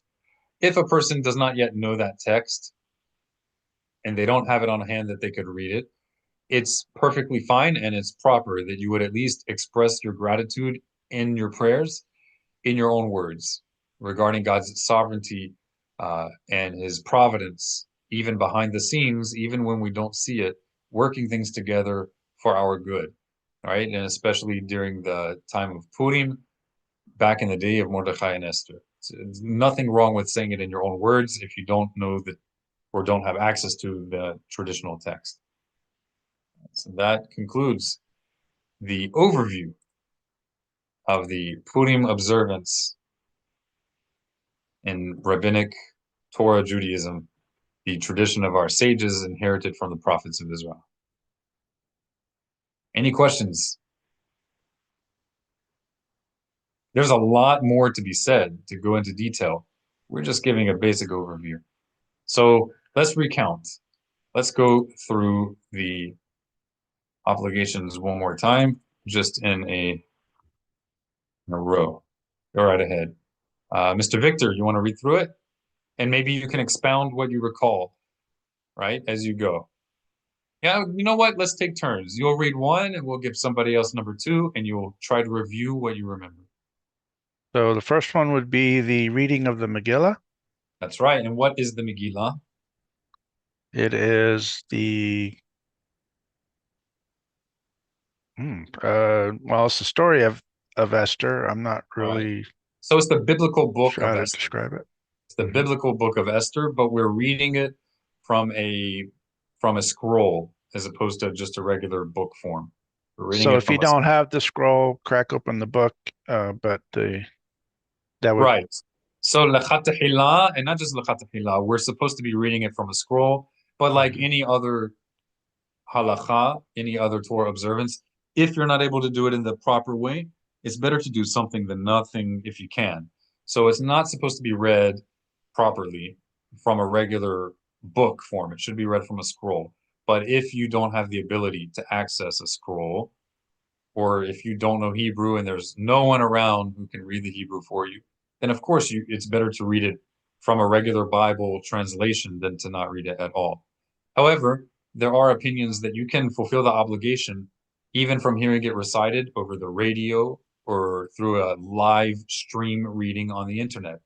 Even in the Orthodox world, there are opinions that can fulfill your duty b'di'avad, after the fact, right? So that would be preferable to just reading it from English translation in a book form. So What there's else? also it's also in the back of most Siddurim, and that also would not technically fulfill the command. Correct. Correct. It wouldn't fulfill the rabbinic injunction. The rabbinic injunction is not that you read it from book form in the modern sense of a book form, but rather that you specifically read it from a Megillah. That's a type of scroll that can be unrolled like a letter. It's kind of reenacting the distribution of the letter of the book of Esther as it was in the original days of Purim. All right, what else about reading, if anybody can recall? If can we fulfill hearing the book of Esther read by having your local um, Pentecostal preacher read it? It's just an example, Any non-Israelite, if they want to read it for you, will that fulfill the duty? If you play it on TV, a recording of it being read, will that fulfill the duty? That would be No. a no. All right, why not? What is the basic concept for fulfilling the duty of hearing it read?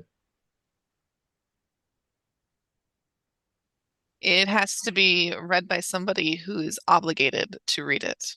Correct. So if it's someone who does not feel or rejects the obligation of hearing it read, that's even if they're a born Jew, then you're not fulfilling the duty because that person, well, the born Jew is obligated to do it, but if they have rejected it, they're a type of heretic. So it needs to be a kosher Jew, right? And it needs to be an Israelite. A Jew is an Israelite, by the way. If you don't have access to a community, but you have if you don't have access to a established Jewish community, but you're part of a fledgling community, a community in the process of formation, then even if someone's not officially formally Jewish yet, but they do embrace all of the Torah, then of course you can hear it read from such a person if you're not able to read it yourself, of course. All right, number 2. Let's get someone to read it and then summarize what you recall. Number 2, sending portions. And Portions of what? portions, you're supposed to give 2 prepared meals to one fellow Jew. That's And right. the portions, they need to be ready, like complete and ready to eat at that moment. Excellent. Excellent. Does this mean that you're not allowed to send more portions to more people? No, but just you must at least send that much, at least 2 to one That's person. right. Exactly. There's nothing wrong and it's great if you can send it to more people. But that should not take priority over number 3. Who would like to do number 3? So number 1, at least to one person. If you're sending it to more than one person, just make sure that you don't prioritize sending cooked meals to more than one person, prioritizing that over number 3. That we should be careful of. So what is number 3? Anyone? Give to the poor, for the poor. All right. And what is And this talking about? that we are, I guess, obligated to help the poor more than our friends. We tend to give gifts to our friends, but the commandment is to give it to the poor, not necessarily to those that are close to us. All right, so this is in addition to sending a cooked meal to at least one fellow, whether or not they're poor, right? Just a comrade, someone in your community. This is in addition to that.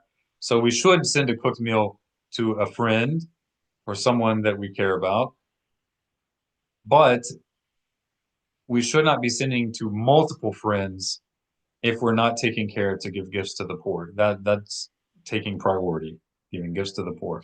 And this should be a gift of monetary value, right? It's not just a cooked meal. Something that And can for the help. cooked meal, DoorDash, even if it's kosher, it probably doesn't count, right? Just kidding. That's great. Why wouldn't DoorDash work? That could work. Assuming it's kosher, of course that could work. That's great. Oh, it does? Okay, I was Why would it just, not work? DoorDash is usually a prepared meal, right? Like if you yeah. order, yeah, if you live in a large enough Jewish community that you have kosher restaurants, of course you could do that. That's great. I think that's awesome. But with the poor, you need to give something that could actually help the poor person. Give them a cause to be joyful on that day. And they should know why they're receiving the gift, right? That gives glory to God. And it also improves the image of the people of Israel. Right? So at least two poor people. All right. So the amount that you give is dependent on the norms of your area. So although, giving $1 to someone who's poor maybe in some sense fulfills this, but is that really a gift if it makes them feel bad? If you live in a society or a country where giving $1 would make them feel bad, it might have been better that you didn't give them anything. Like it's maybe insulting.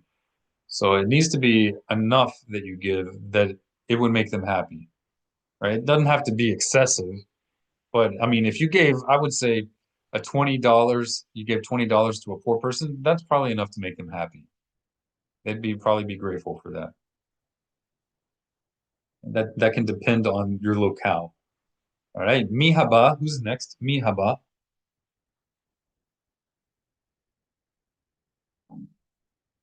We're on number 4, mihaba. You're just going to Ani read it and then summarize. ani haba'a, festive meal. So that would be a meal that is joyful and probably includes alcohol, unless you're an It alcoholic. does. It should include alcohol for the Right, general population, unless you're an alcoholic. Go ahead. correct. And if you live in a community where there are lots of alcoholics, you might exclude that from the meal that's presented to everyone, but Yes. people should partake privately All right, and that's my own if they're not alcoholics. and that's my own expounding on the concept because historically alcoholism wasn't a big issue in the Jewish world, but in some communities nowadays it has become an issue. Yeah, I've been a part of a non-Jewish community that had that as an issue. Yeah, so that would So, not be, it's just common sense. It should yeah, be common sense. And it's not just, like being over the top careful. It should be a basic thing, you know? Like it yeah, should be basic understanding that if there's a real issue of alcoholism in a community, you don't throw the issue of the cause of their stumbling right in front of them. It's just honestly it's rude. It's and irresponsible. All right. But that's not to say that people who don't have an issue with alcoholism should not drink alcohol. They could do so, more privately or at their own homes if that's a pervasive problem in their community. Right? If it's not a pervasive problem, then the community doesn't need to abstain because of a few people who struggle with it, but rather the people who struggle could just have their own celebrations, or there could be a separate celebration on a community level. Right? There are different ways to approach it. Or as Victor said, if they have enough self-control, then perhaps there doesn't need to be a separate celebration, but they should be careful not to drink, and people should be watch out for them. right? In a non-judgmental way, but in a loving way. They should watch out for them. All right, yefeh. All right, mi haba, who's next? Ursheli. Number 5 is no mourning, which would be scheduled or planned a mourning for that day. If something bad happens, you probably should privately mourn, but not Yeah. bring No people community down. mourning, no adding mourning or uh supplications of distress to public prayers for sure. And not to your personal prayers either, unless it's an immediate danger. Immediate dangers always allow mourning, even on Shabbat. Right? What happens during, say, you're sitting Shiva, in this right in Yeah, the that's a middle of the great question. week? Mhm, Great question. Someone sitting Shiva mhm. is not supposed to join a celebration. That's a great question. In fact, for a year, they're not supposed to join celebrations. Can you explain what that is for those who do not know the term? And that's if someone who's an immediate relative of yours, like your wife or your child or your parent, your spouse, if they pass away, then there's a prohibition against joining celebrations, and you have a proactive duty to mourn that loss in honor of them, and also to deal with your own grief. Right? And it's a mitzvah, it's a positive duty to visit people who are in mourning and make sure they're being taken care of. And that includes bringing food for them to eat, right? Whether it's Purim or not, any day of the year, to make sure they're being taken care of. You go visit people who are mourning. But that also means that if it's a major holiday in which there's a lot of celebration, you don't go marching in where they're mourning and like have a party in there. I know some people have an idea, and I kind of like the idea personally, that we we should we should feel confident and grateful for the fact that God rewards those who serve him, so they are in a better place. That's a good thing, but still, it doesn't mean that you should turn the funeral into a party. Some people kind of have this idea. This is not in the Jewish world, but in the Christian world that I come from, and there originally, and there are different types of Christian communities, of course, but there are communities that kind of almost look down on people for crying when someone passes away. That's not natural. People have to deal with their grief, and it's not a negative thing. It shows that you appreciated them in your life, you valued them, and you miss them. If your wife passes away, God forbid, and then you go out and like celebrate, that's disrespectful. It shows like it's not such a big deal to you. Yeah, you're happy and you trust God that she's in the hands of the Creator and she's rejoicing in the bliss of his magnificence. But you still need to show that it's a loss to you that she's no longer there physically like she was before, right? So in Jewish law, it's forbidden to have celebrations in the house of a mourner. You don't on Purim, on the holiday of Purim, just go to visit a mourner and like drink booze and like crack jokes. That's very improper. All right, so no mourning on Purim, unless you were an actual mourner, right? By the technical definition. Number 6, Mihaba Batur. Who's next in line? Mihaba Batur. Shaylee. Bachavad. Go right ahead. Number 6, prayer addition. And forgive me, but my mind went completely blank. Can you get me started? Okay. Give me a That's hint. okay. It's just that we have two main parts of daily prayer that you would make a special addition in those regular daily prayers. You would make a regular addition of gratitude to God for the miracle of his providence on Purim and his providence in general, right? So maybe you can give a guess at what two parts of regular daily prayer this addition is made in. Was it the Shema? All right, so it won't be in the Shema, but it will be in the, go ahead, maybe you can think of the other possibility. Um, Every day we have the Shema, and then we have something else after the Shema. that? Yes, the Amidah. So this addition would not be made in the blessings of the Shema, but it is made in the prayer that comes after the Shema. which is called the Amidah prayer by popular lingo. The Amidah prayer is the standing prayer that corresponds to the daily sacrifices in the temple in Jerusalem. All right, and what else? So there are two prayers in our daily prayers, two that we have a Purim addition added to. One is the Amidah, the other is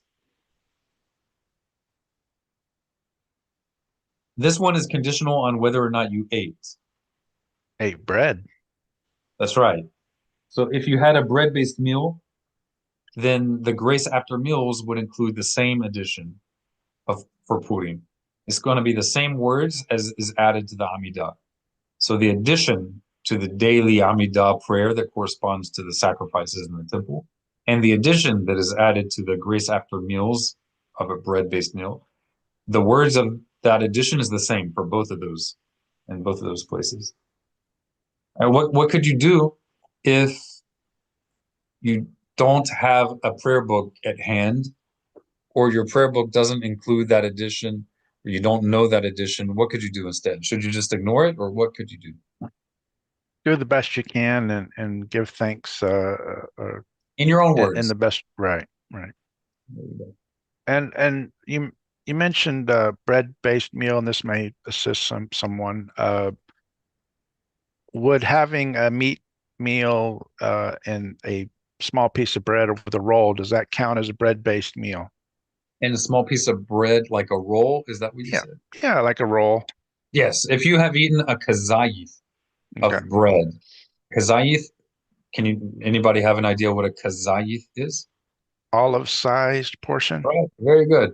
Ka means like or comparable to, and zayith is an olive, right? So if you had a roughly an olive-sized amount of bread, then you're obligated to recite the grace after meals.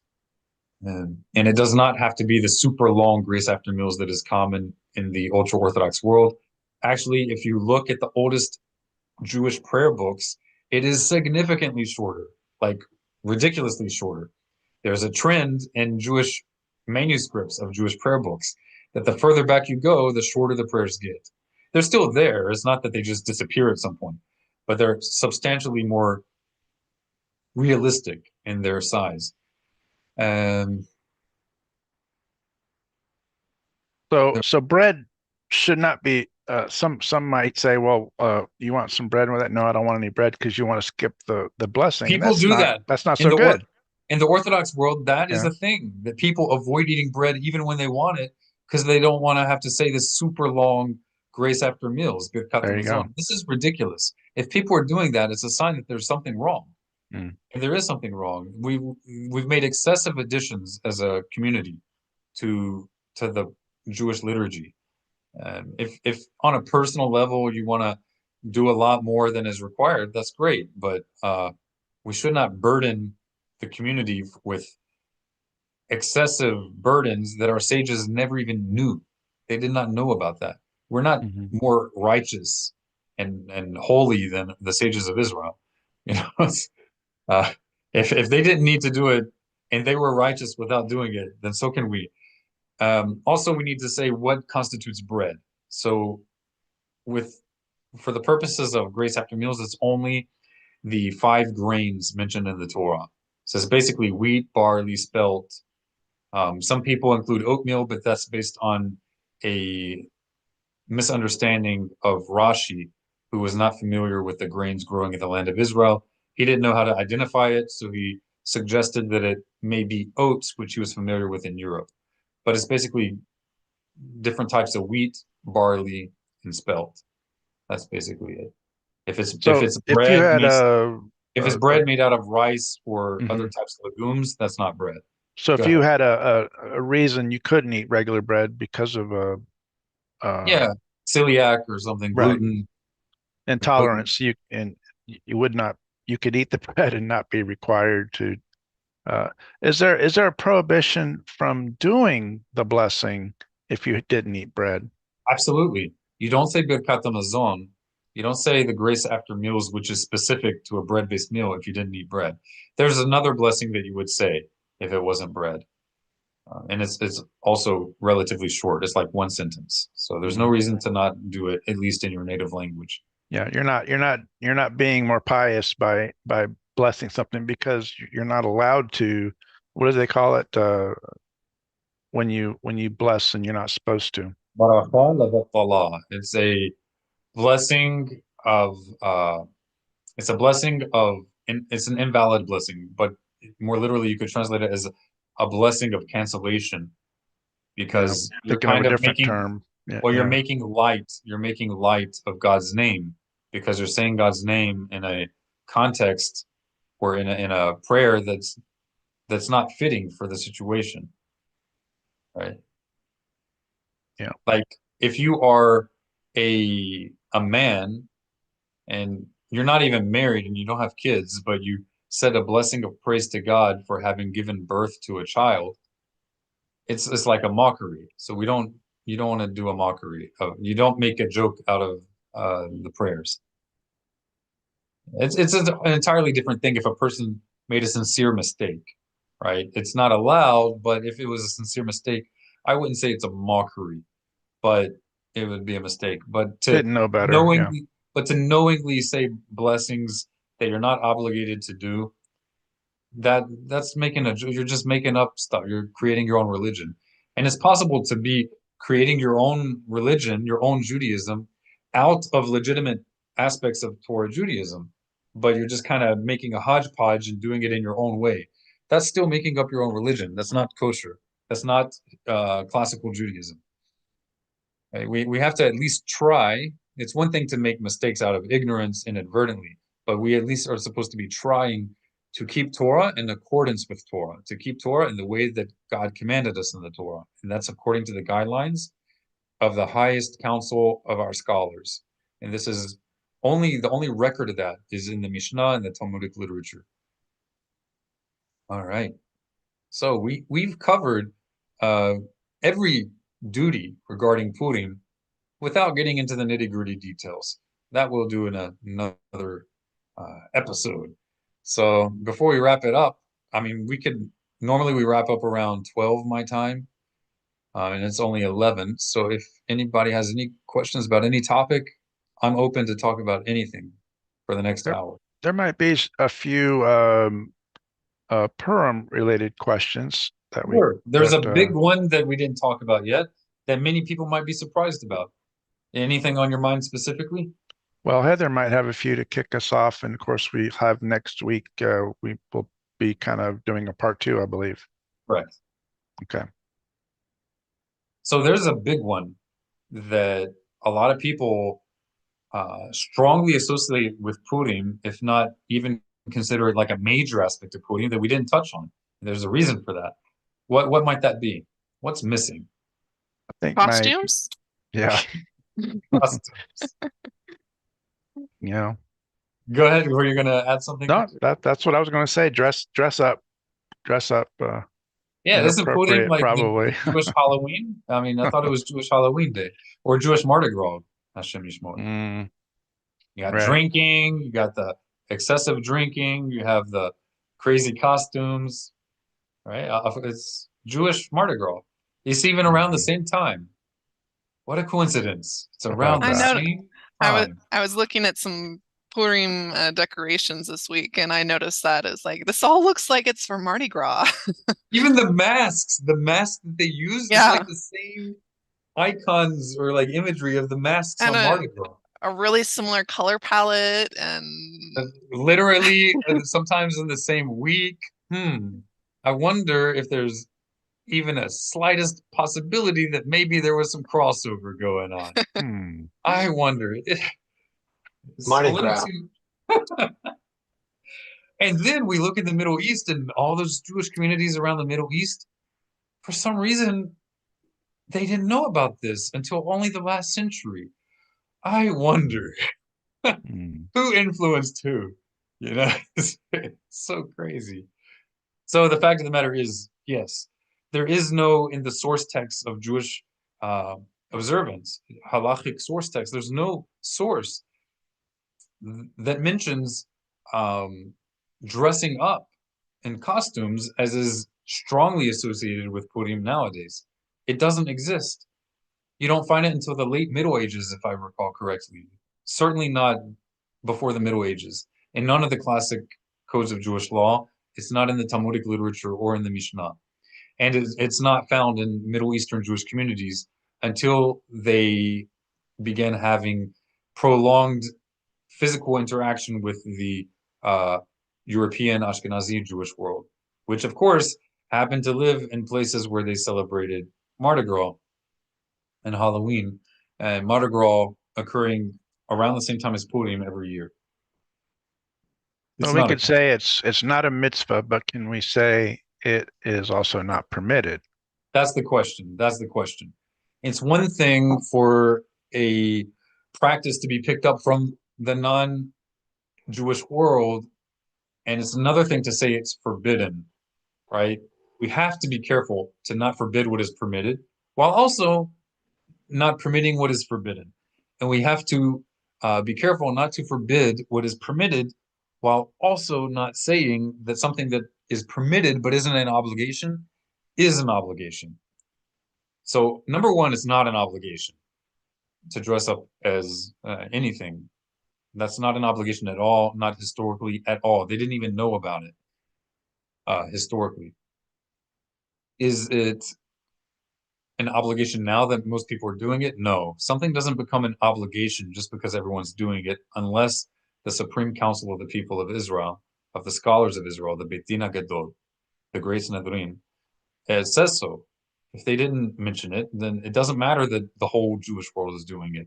If a practice became obligatory just because the majority of the Jewish people are doing it, that would mean that you need to do a census today and find out who's the majority and do everything like what they're doing. Nobody does that, and no one really says that. It's only a cliche excuse that some people throw out when they're kind of put into a corner and they don't have any other argument to justify what they're doing if they're doing something that doesn't make sense.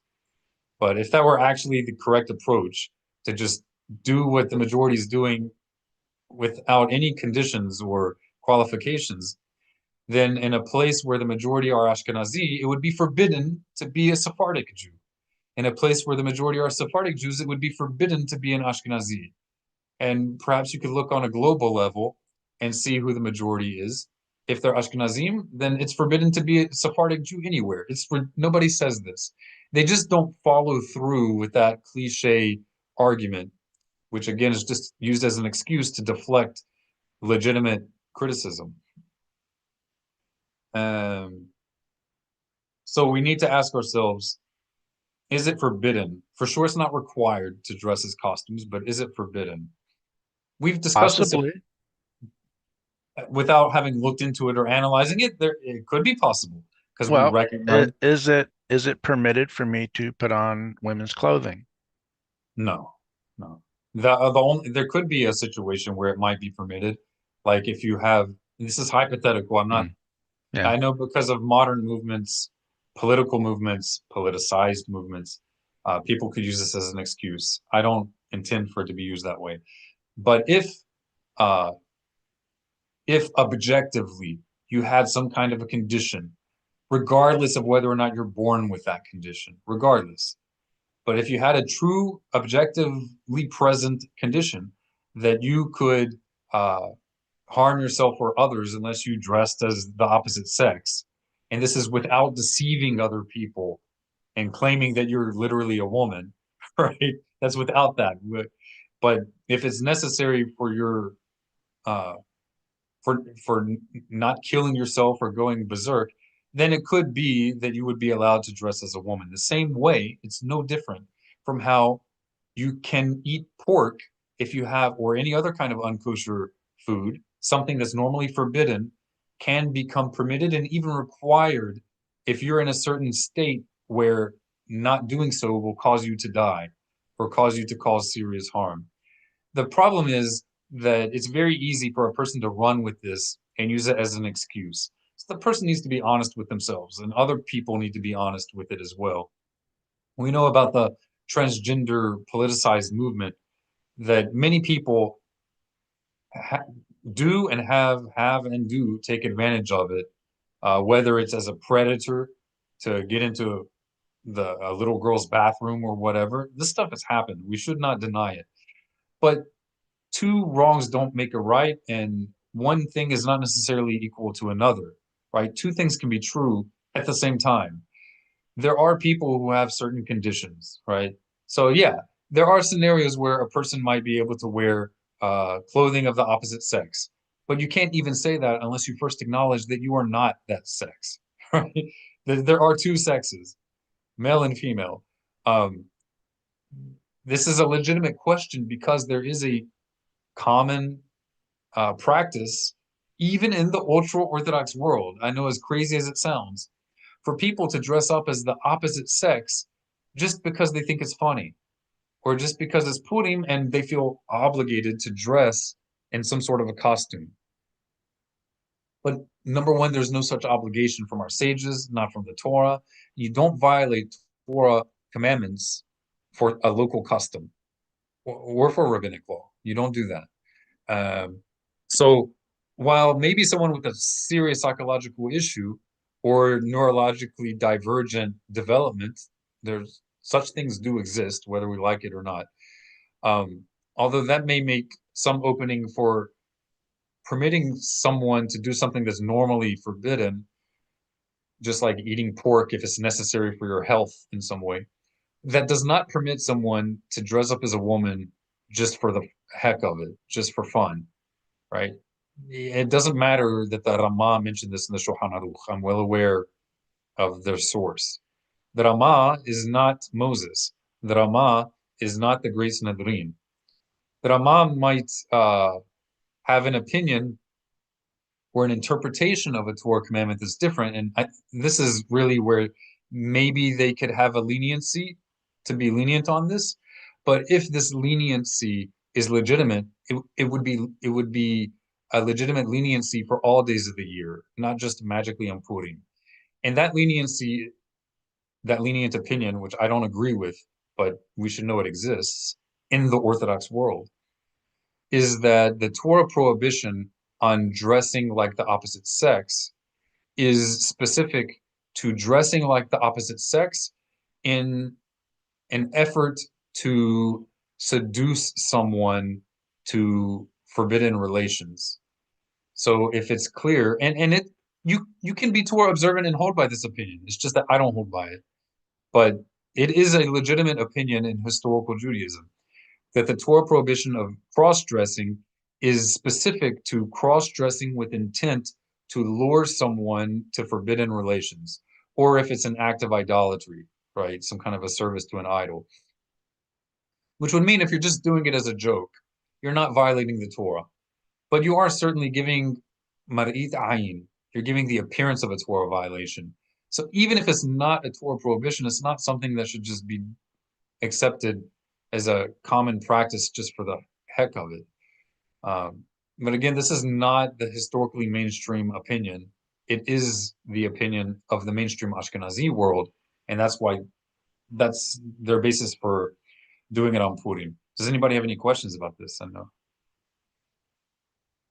There are some questions coming in on YouTube and Facebook.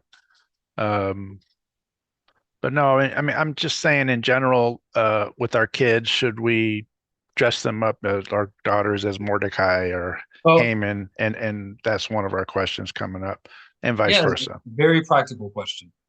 So with the concern here is the customs of the idolatrous nations. There's a Torah prohibition against adopting the customs of the idolatrous nations. That prohibition is often abused. People trying to side on the side of caution, which is a good thing. When in doubt regarding a Torah prohibition, err on the side of caution if you don't know for sure. So if you don't know for sure and you're not sure about the answer that I'm about to give you, then yeah, don't dress up your kids in costumes on Purim. But I can tell you with confidence that the Torah prohibition against adopting the customs of idolaters is specifically with regard to adopting customs, you adopting that custom in order to identify with them as idolaters, or adopting a custom which is irrational, which is nonsensical. You can make an argument that adopting a custom of dressing up on Purim when everyone else around them is doing so might be rational, because to not do so could instill in your child a sense of resentment toward your parents or toward Torah, that it's stifling, that it's not fun, that it's boring. This is specifically if you're in an area where all the other kids are doing it in the Jewish community, right? That wouldn't magically get rid of the possibility of doing it in order to look like the nations. But I think most of us would agree, and this is certainly my opinion, that when Jews do this, they're not doing it in order to look like the nations. I think maybe originally they were. Certain communities where this started out, that they did it by adopting, they were looking at the non-Jews who were dressing up around the same time of year, and they were having fun and partying, and they're like, we want to do this too. I think originally this may have been a Torah prohibition, and because of that, I don't think it's proper. But the majority of Jews presently, they're not doing it with the intent to look like non-Jews. And most Jews who do it don't even realize that people do this on Mardi Gras. They don't even know. So they're not violating that aspect of the prohibition to adopt customs of idolaters. And there's nothing inherently idolatrous about dressing up in costumes, right? Why would it be that it's forbidden on Purim, but on a week later, when it's not Purim, when people aren't doing it, suddenly it's okay for your children to dress up like mommy, or for your child to dress up like a princess? No. If it's permitted any other day of the year, then it's permitted to dress up on Purim. The issue is intention. Even if it's permitted to dress up in costume on Purim or any day of the year, what is permitted normally does become forbidden if you do it with the intent to identify with idolaters, or if it's something that's irrational, something dangerous. So in short, there's no inherent prohibition of your children dressing up on Purim, but because of the history of it, and because it often takes away from the point and purpose of the holiday, I I would say that it should be discouraged generally, but that is different from if you are in a community where the established community is already doing it. So let's say you're not in such a community, then I would recommend not doing it. If there's no reason that your child would be resentful for you not letting them. If they don't know about it, then please don't encourage it. But if it's unavoidable, then you don't want your children to feel like weirdos, or to feel like Torah is boring. There are other things that can be done to make Purim fun, and we should pursue those. I hope that helps. Yeah, thank you. We All right. learned two important concepts in these questions: that sometimes what is normally prohibited for the general population can become permitted for people in exceptional situations. There are only three exceptions to that. That is the prohibition of idolatry, an actual act of idolatry, the prohibition of murder, and the prohibition of forbidden intercourse from the Torah. Okay. Any other Torah commandment, which may generally be prohibited, can become permitted for individuals in exceptional situations, right? And this is in unideal situations. It can actually become permitted, sometimes even required for that person. But on the flip side, something which is normally permitted for people, generally permitted by the Torah, can actually become forbidden from the Torah in specific situations, such as if you do it with intent to identify with idolaters, to look like idolaters, right? So Torah is more nuanced than just saying, oh, this verse looks to me like this, and anybody who does different from what I think is going to hell. That's not the Torah. Yeah. Not so much. Not so No. much. Okay, we've got a few questions popping in. We kind of covered one. Is it permitted to dress as the opposite sex for the purpose of telling the story of Purim, like in a play? I could see, This is a great question. And Yeah. as we said, the if it's permitted on Purim, it's permitted any day of the year.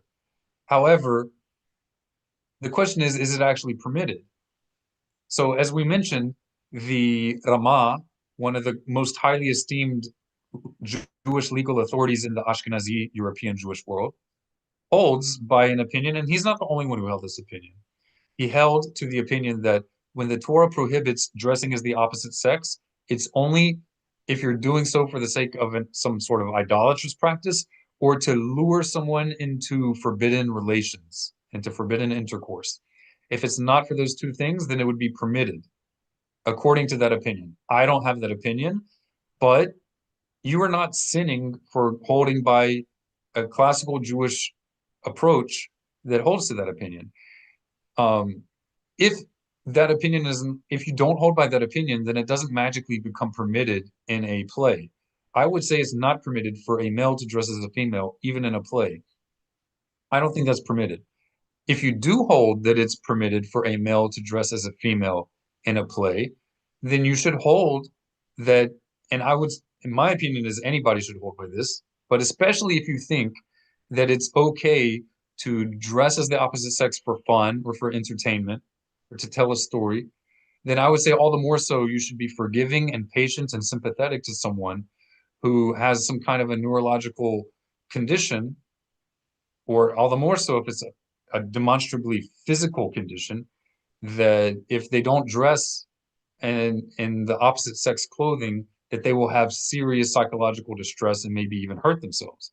If we're, I find this so preposterous that you could have a church where people don't mind dressing the opposite sex for entertainment in the church, but then they're going to hate someone and consider them evil or a sinner or the devil if they dress like the opposite sex because they have a neurological condition. Talk about cognitive dissonance. Talk about intellectual dishonesty. Just because someone wants to dress like the opposite sex because they feel in their brain, in their subjective perception of themselves, just because they feel like they internally are the opposite sex, even though it doesn't correlate to their physical gender. To say that that's evil, but then I can do the same exact thing in a play and it's totally fine, it's not very consistent, you know? Not so much. Right. And it's not that, two things can be true at the same time. You could hold that someone who has this condition could be tolerated to dress like the opposite sex without saying they should be allowed to just march into a little girl's bathroom. Both can be true at the same time. We can tolerate someone who has such a condition while also saying, I don't think you should be in a little girl's bathroom or a little girl's locker room. And we can also tolerate that, have sympathy for them if it's a legitimate condition, while also saying it's not something that, just any Joe Schmo can say, oh, today I want to be a woman. No, you could say you have to be seriously psychoanalyzed by professionals, maybe have a physician or anyone who is a professional and an endocrinologist, someone who is a professional regarding hormone metabolism in the body, and to see if this person maybe has some actual tangible condition, because such conditions do exist. There have been examples of people who are intersex, which is basically the modern term for hermaphrodite, androgynous, where they have a bit of both genders in their physical development. Sometimes this happens without the person even knowing, because some of it is internal. There have been cases of a woman who developed, and I'm not talking about radical leftists who took hormones to look like the opposite sex. To be clear, I'm not talking about that. There are cases where a woman who developed naturally as a woman uh, couldn't have kids. She got analyzed by physicians, and it was found that externally she looks like a woman. She never thought anything different. But internally, she has nothing of a woman and actually has male organs internally, but externally, it looks like a woman. This kind of weird stuff does happen. And just because it's rare doesn't mean that it doesn't exist. It exists. And because it exists, we should be patient with people, but Very not much so. lose our brains. We should not lose our brains. It's not a free for all like some political groups want it to be. All right. Teresa has a question. Can you Can you discuss when the custom of booing Haman started?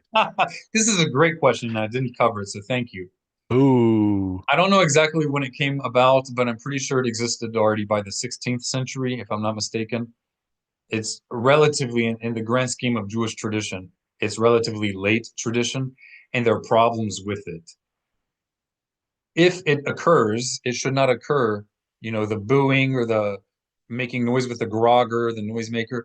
If a community is doing this, and it's widespread, this practice, because it originated with Ashkenazi Jews, and that's the majority outside of Israel. If you're doing it, even according to the opinion that it's permitted, it should be done after the reader of the scroll said the name of Haman. They only do it when they say the name of the antagonist, Haman. So they should wait until everybody clearly heard the word Haman. They make their noise, and then the reader should not begin reading again until everyone stopped making the noise. This is not followed in most places. They keep making the noise, and the reader will try to start picking up reading again while people are still making the noise. That should not be done. It's asur, it's forbidden, because all the adults, that means 13 and older or 12 and older for a girl, need to hear every word of the Megillah. If they don't hear it, then they don't fulfill their obligation. So this is a classic case of giving priority to non-binding customs, giving it priority over fulfilling the basic clear duty and guidelines of our sages. So it generally is interfering with Yes, it's better not to do it, because in practice you see that it's more times than not preventing people from fulfilling their duty to hear the Torah scroll. The scroll of Esther Megillah. read. Yeah, it's better to not do it if you have the influence in your community to stop it. But if you don't have that influence, at least push them and the reader to clearly distinguish between the reading and the noise making. So the noise needs to be completely ceased before the reader continues reading. Great question. All right. So again, we can open the floor to any topic if you want. I don't mind staying for another 20 minutes or so to discuss anything that anybody would like to talk about. Kiara's hand is up. Who's that? Oh, go right ahead. Thank you. So I've heard you mention several times now these black hats. The What? black. Oh, black hats. Yes, black hats. I prefer saying that over ultra Orthodox. Okay, yes. And at one point, I don't remember, somebody was talking about an example where like somebody had been passed out in the street in New York, and these black It's hats. not an isolated example. Okay, yeah. So Report it. It's widespread. well, I'm wondering, like, what are they about? What are they studying that causes them to believe that their actions are halakhically justified?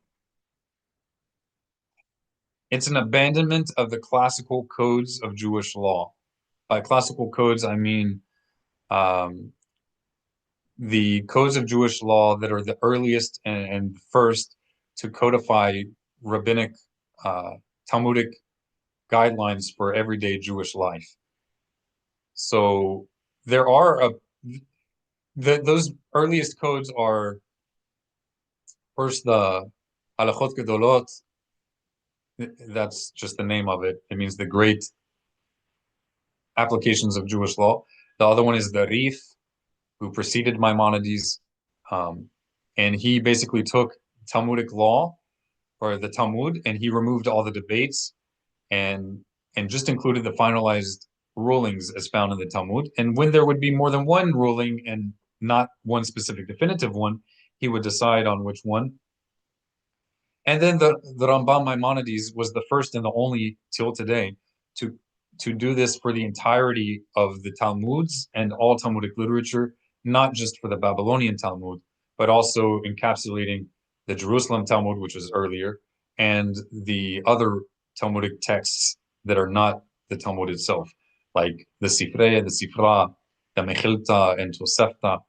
So the Maimonides is the only one who ever did this. This was in the 11th century. These are the classical codes of Jewish law because they were the codes that the majority of the Jewish world inherited and received from leaders who were known leaders of the people of Israel, who were known leaders who had a known chain of transmission going back to the Talmudic sages themselves. The Talmudic sages themselves having a known chain of transmission going back to the great Sanhedrin, the great court of the sages of Israel that served in the temple in the great Sanhedrin. So this is classical Jewish law. This is classical Torah Judaism. It is the Torah Judaism that we have the known. By known, I'm not just saying that we say there's a connection from these teachers going back to the Sanhedrin, but we know the names, that their teacher was this person and their teacher's teacher was this person, and there's a direct chain of transmission. That's in contrast to some other later traditional Jewish authorities who arose in other parts of the world, who maybe it's assumed that they had a chain of transmission going back to the sages of the Talmud, but we don't know who they are.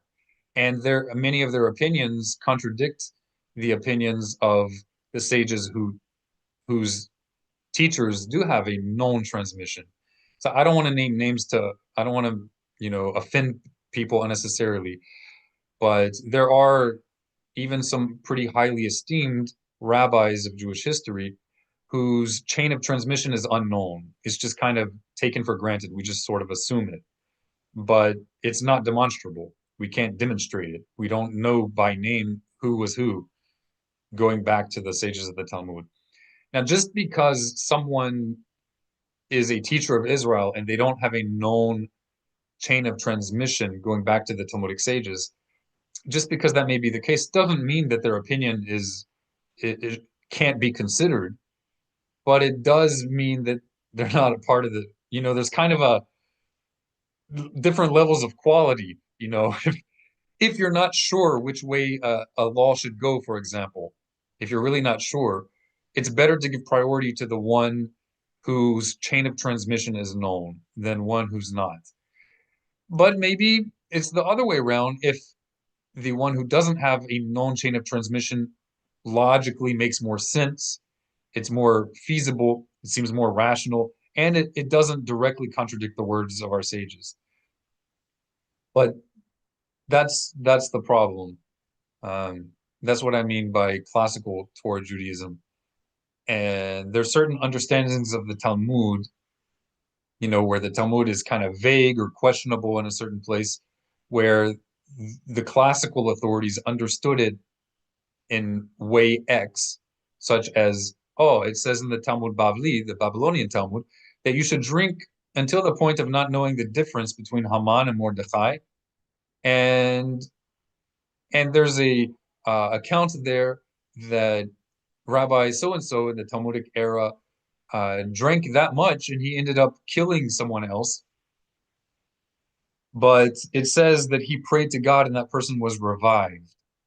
So someone could say, well, the Talmud gave that, and this is what's going on. There is such a story in the Talmud. It's not hypothetical.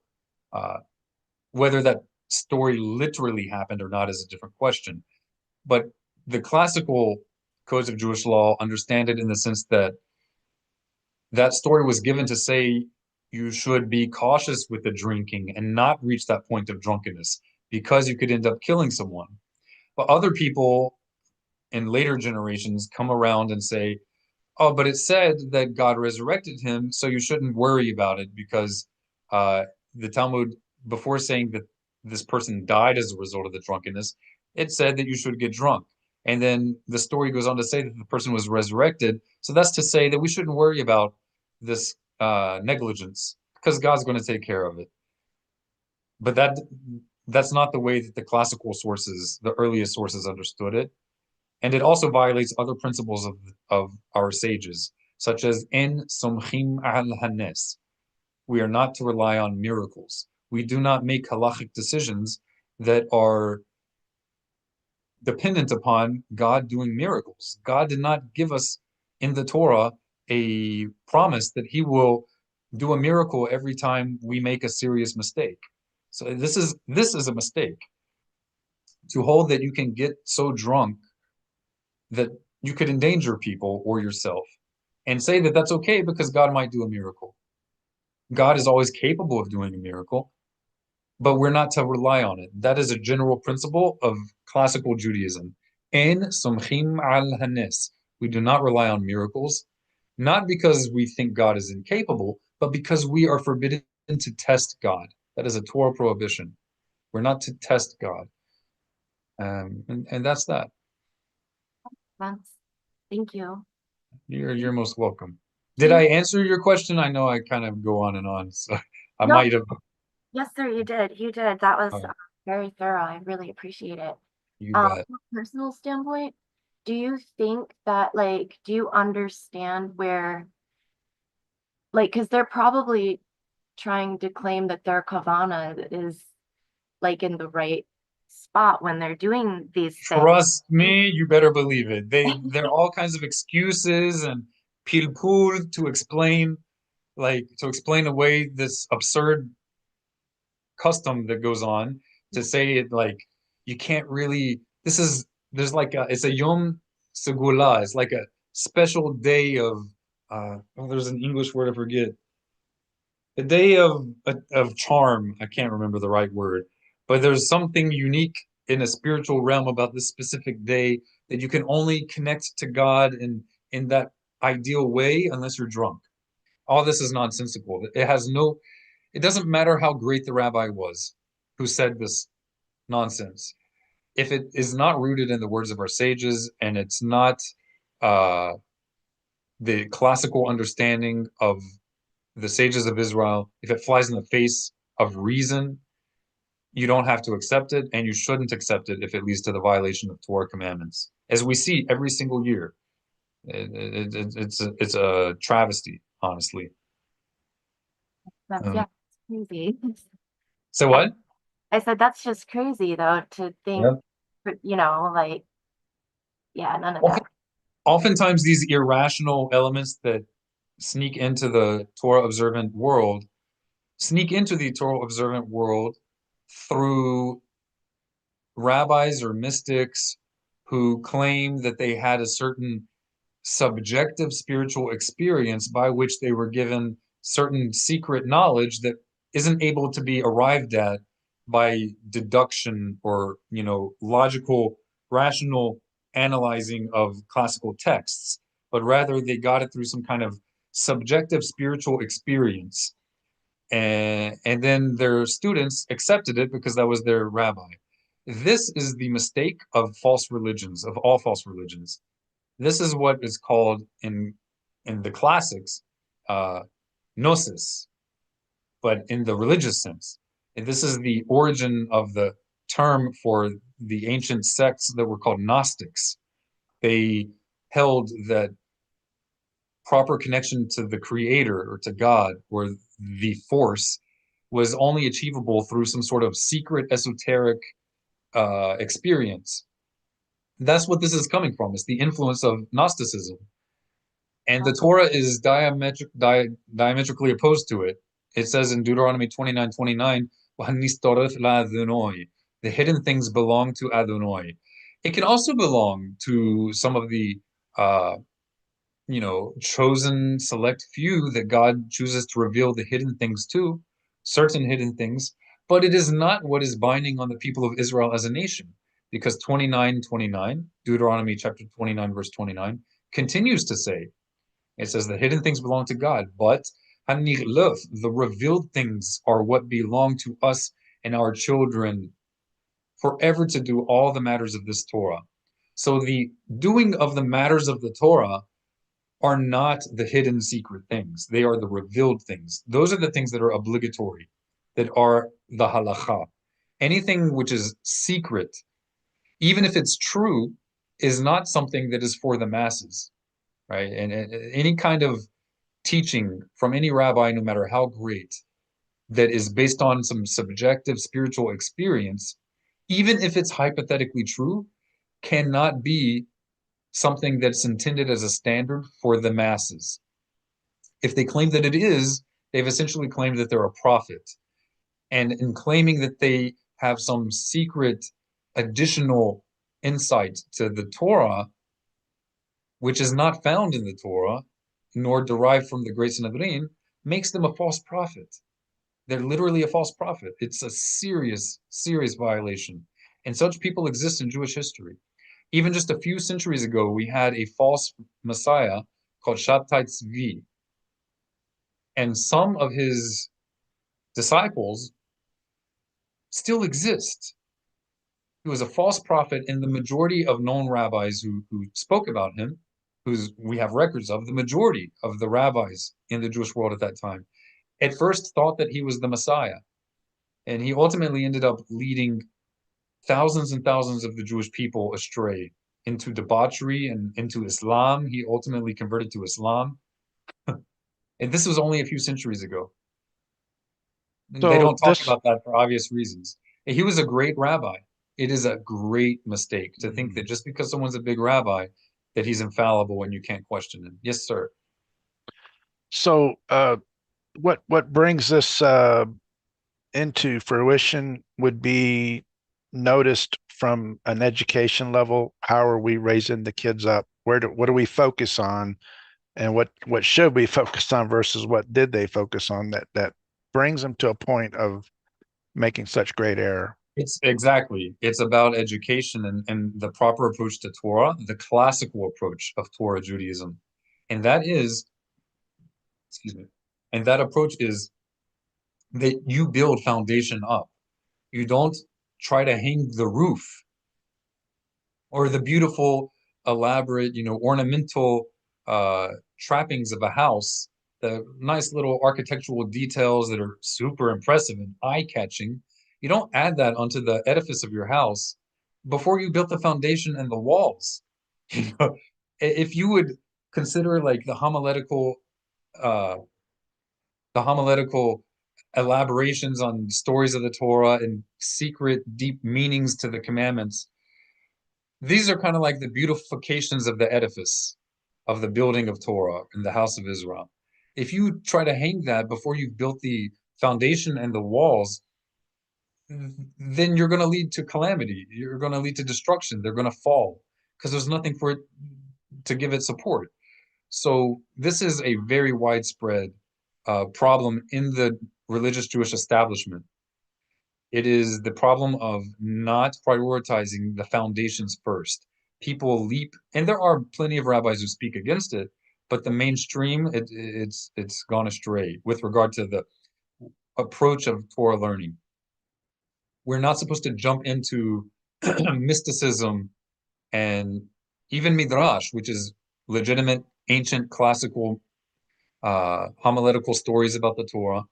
We're not supposed to jump into this stuff and be like spending the majority of our time learning these things when we have not yet mastered the written Torah, understanding and having a good grasp of the 613 commandments of the Torah and the basic guidelines and instructions of our sages in how we do those Torah commandments. If we don't have those two foundations first, we're essentially sinning. Well, we're sinning by investing most of our time in learning homiletical expoundings on, vague passages in the Torah, and all the more so if you're delving into mystical teachings that there's no record of them in classical Jewish literature until the late Middle Ages or like 200 years ago, which is often the case. Some of the most popular Jewish texts nowadays were only written about 2 centuries ago. And people treat them on such a high level that they actually fuse them to the text of the Torah in one book, in the same way that you have, in the same way that Christian Bibles attach the New Testament to the Hebrew Bible. They're literally books where they have the Torah and then these new texts that are only written about 200 years ago in one book, while they're neglecting everything else. People who study them have never read through the entire Hebrew Bible. This is the huge mistake. and it's contrary to the instruction of our sages. First the Torah, then the basic halachot, the basic rulings and guidelines of our sages, and then you start to study. After you've mastered these two, then you spend time studying Talmudic literature, how they derive these laws, and only after you've mastered these three do you spend significant time in midrashic literature and so forth. But the religious establishment has an opposite nowadays, and that's why a lot of confusion has arisen in the Orthodox world. Just because people are strict does not mean they're doing the right thing. It's possible to be very, very religious and not really know what you're doing. And you could be on target on a lot of things, but really off on some other things. And I think sadly, this is also the main reason why the majority of the Jewish people are not Torah observant. And one of the main reasons for prevalent Jew hatred, because we're misrepresenting the Torah. People aren't going to be drawn to Torah if we're showing a system of confusion and drunkenness on the streets. Like, that is not a sanctification of God's name.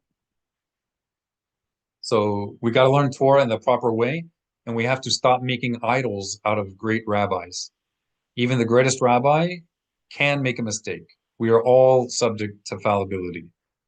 Run away from any Jewish community or any Jewish sect that treats their rabbis as unquestionable. You can have respect, and you should have respect and reverence for teachers without considering them unquestionable and infallible, right? Anyone who's set themselves up or who set their rabbi up as an unquestionable authority in himself, a monolithic leader, has fallen away from the tradition of the sages of Israel. God did not establish the Great Sanhedrin as one person. It is a council of scholars, and the more, the better.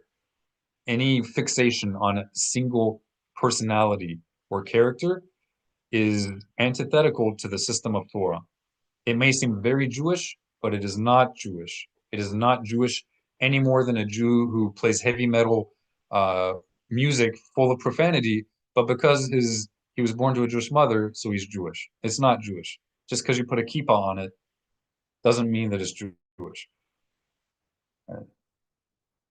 Get off my high horse. I have a question. I Yes, know sir. we're getting close on time, but hopefully No, it's good. this one won't take long.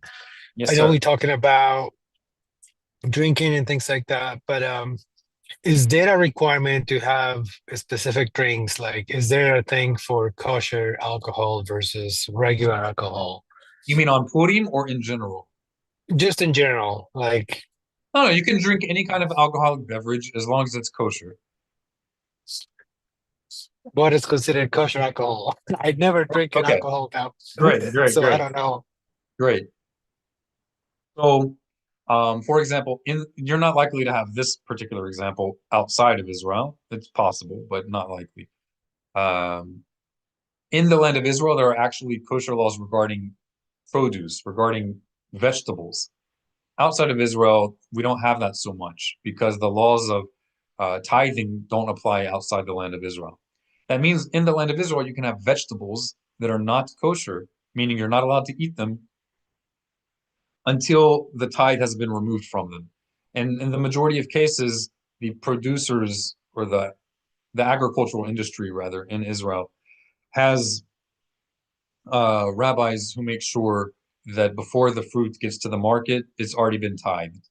So it's not usually a problem there, but it does exist. There are places that sell untithed food, untithed produce, and that produce is not kosher. If you were producing alcoholic beverages from untithed produce, such as grain, then it would be unkosher. If it is wine that was produced by non-Israelites and there was no oversight by a Jew to make sure that the non-Israelites did not touch the wine, and then that wine is unkosher. In most cases, and when I say most, I mean like 99% of cases, maybe 95%, I don't know exactly. In most cases, the wine is not forbidden from the Torah, but there's a rabbinic restriction on drinking wine produced from non-Israelites in general as a fence to distance ourselves from the Torah prohibition. If the wine is produced by idolaters, it's forbidden from the Torah. If the non-Israelite touched the wine because of the assumption that they engaged in acts of idolatry with it. But again, the majority of wines from non-Jews don't fall under that prohibition from the Torah, but rather they fall under the prohibition from the rabbinic court of Israel that prohibited non-Jewish wine in general, unless there was a qualified Jewish supervisor who made sure that the non-Jews in producing the wine didn't touch the wine or stir it or do some kind of libation. Of course, generally speaking, that's not an issue. And that's also not an issue for pasteurized or cooked juice. But that's it. Wine mostly in the stores are non-kosher by rabbinic decree. They are not non-kosher by Torah law, but we're to keep rabbinic decrees. If it's just grape juice, there's more debate regarding that in the Orthodox world.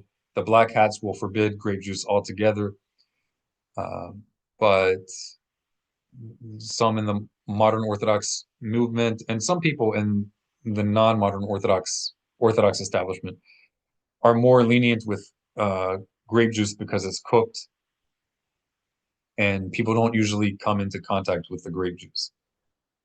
But the wine's a different story. So that's it. There's no general prohibition on alcohol at all in Torah Judaism, unless you are a Nazir, a Nazarite, or unless you are serving in the temple. You cannot be intoxicated if you're a Kohen, a priest serving in the temple. And of course, if you've suffered with alcoholism, then it's your duty to be extra cautious with alcohol. But for the general population, there's no prohibition against alcohol in moderation. In moderation. Yes, sir. Thank you. You bet.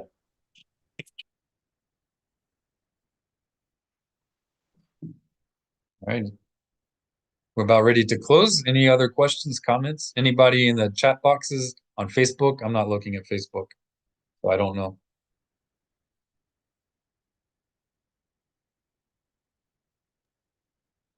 Some items we've already covered.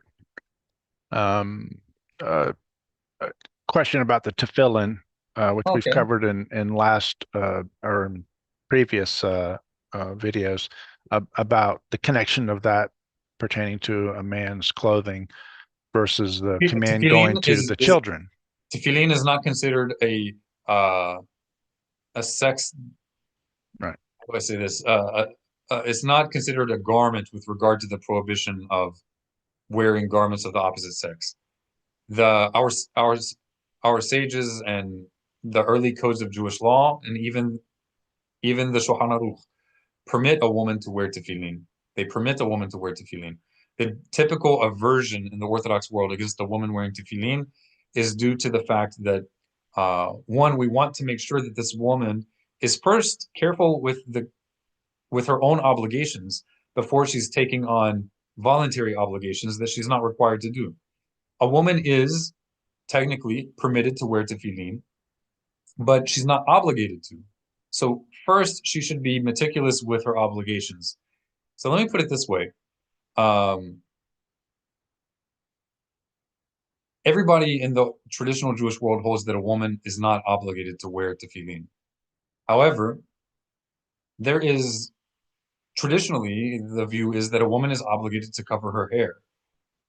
Some modern Orthodox rabbis hold that it might be that a woman's not obligated to cover her hair nowadays, but it shouldn't be in like a frivolous, way, like a frivolous or luring style.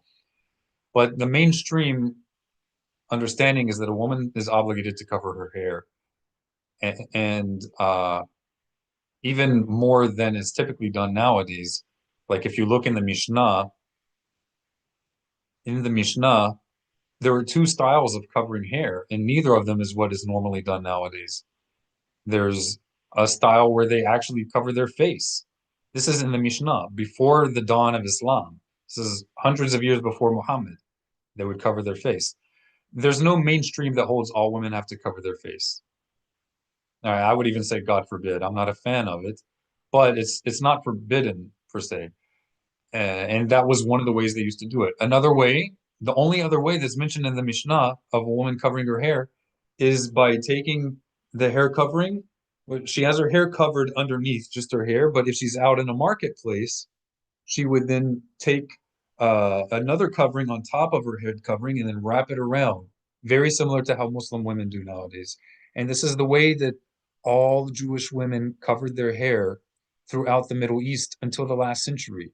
And even in Europe, a lot of women, I don't know the percentages, but even in Europe, a lot of the Jewish women covered their hair in that way until the last century. In short, until a woman's being careful about these kinds of things, why is she wearing tefillin? It's great if she wants to, but priorities first. That is the mainstream view, at least to cover just your hair, at the least. But this is actually a leniency in the modern Jewish world, a leniency on a minority of opinions. Also, it says in the Mishnah, it's explicit, and it's brought in the early codes of Jewish law, also in the Shulchan Aruch, that unmarried girls cover their hair. Are you making sure that your daughters are covering their hair? We're extremely lenient about this nowadays, mainly because of social pressure. But even Rabbi Avadia Yosef, who is the most highly esteemed scholar of the non-Ashkenazi Jewish world, which is the majority in Israel, held that non-Jewish girls should be covering their hair, but he did not enforce it. And he said at least when they pray. He held that it should not be like pushed. Same way with Yemenite head rabbis like Rav Yosef Qafeh. They held it should not be compelled upon unmarried girls because of concern for their emotional and psychological well-being. Because when you're the only girl doing that, it can cause real distress. If everybody's saying, "What are you? Are you a Muslim?" But this is a problem of education. But until you're being careful with that, why are you wearing tefillin? Same thing with the talit. A talit, I would say we should encourage women to wear a talit because that means they're more likely to cover in the way that they're really supposed to be covering. Just make sure that the talit is feminine looking and not intentionally, like the masculine talit, the one associated with males. But a woman can certainly wear a talit with tzitzit, and she has reward for doing so if she's doing it voluntarily. But it should be feminine, right? And it should be according to halakha. Those are great questions. Do not push on someone, whether your daughters or your spouse. Don't push on them something that is more than they can handle. It is possible to encourage people in a certain path without being too pushy. If you see that your children or your spouse is starting to have a negative feel toward Torah observance, then it's better to let up than to push too much. It's better to be lenient or even non-observant in one area, but still doing other things properly, than to push so hard on one area of observance that they'll have enough and possibly drop everything. And that's especially true with like things like hair covering or any number of things. We have to know where to bend. There we go. Yeah, I like you Awesome. guys. That's it. Awesome. 12 That would be o'clock. it. Yes. All right, Yes. we're going to wrap up. Do we have any volunteer who would like to read a section, maybe the first phrase of the prayer that we say upon leaving a house of study, a Beit I will Midrash? read some of it. Go right ahead. At least this bit, and I'll help you if you need help. And if you want to, you can read even more. B'chavod, go right ahead. Okay. Modeh ani lepanecha Adonai Elohai. That's okay. Let's hold up. That's beautiful. Very good reading. So I'm gonna challenge you because you read that perfectly. Modeh is the masculine form. Modeh means I, masculine, am grateful. If you are female, you would say moda. So you could say moda, Moda. right? And that is I am grateful if you're female. So let's read it one more time. Moda ani lepanecha Adonai Elohai. Perfect. I am grateful before you, O eternal my God. Tamshichi. Continue. Tamshichi. Uh, bear with me, I might be a little slow here. No problem. It's okay. You're doing great. Ta Very good. Samta Hel Helki Mio Mio Miosh Me. Oh, is that right? Miyosheve. Miyosheve. Mioshve. Beit Hamidrash. Beautiful. So I am grateful before you, O eternal my God, that you have placed my portion among those who dwell in the house of study.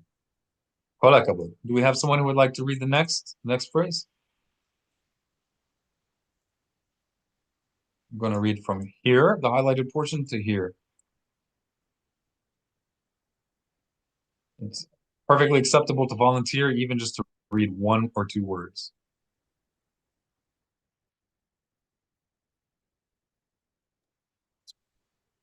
I'll try. You guys, this is an opportunity to learn Hebrew.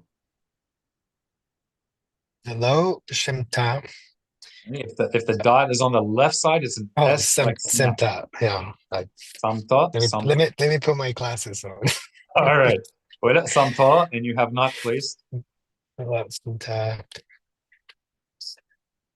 Ilki.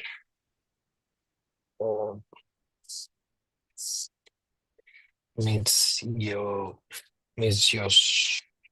Means Yobi. Is it means Yobi? Yosheve. Miyoshabe. There you go. Okay. Kira note. There you go. Yosheve karonoth. So, and I am grateful before you that you have not placed my portion among those who dwell on street corners. All right. Mihaba. Who's next? Mihaba.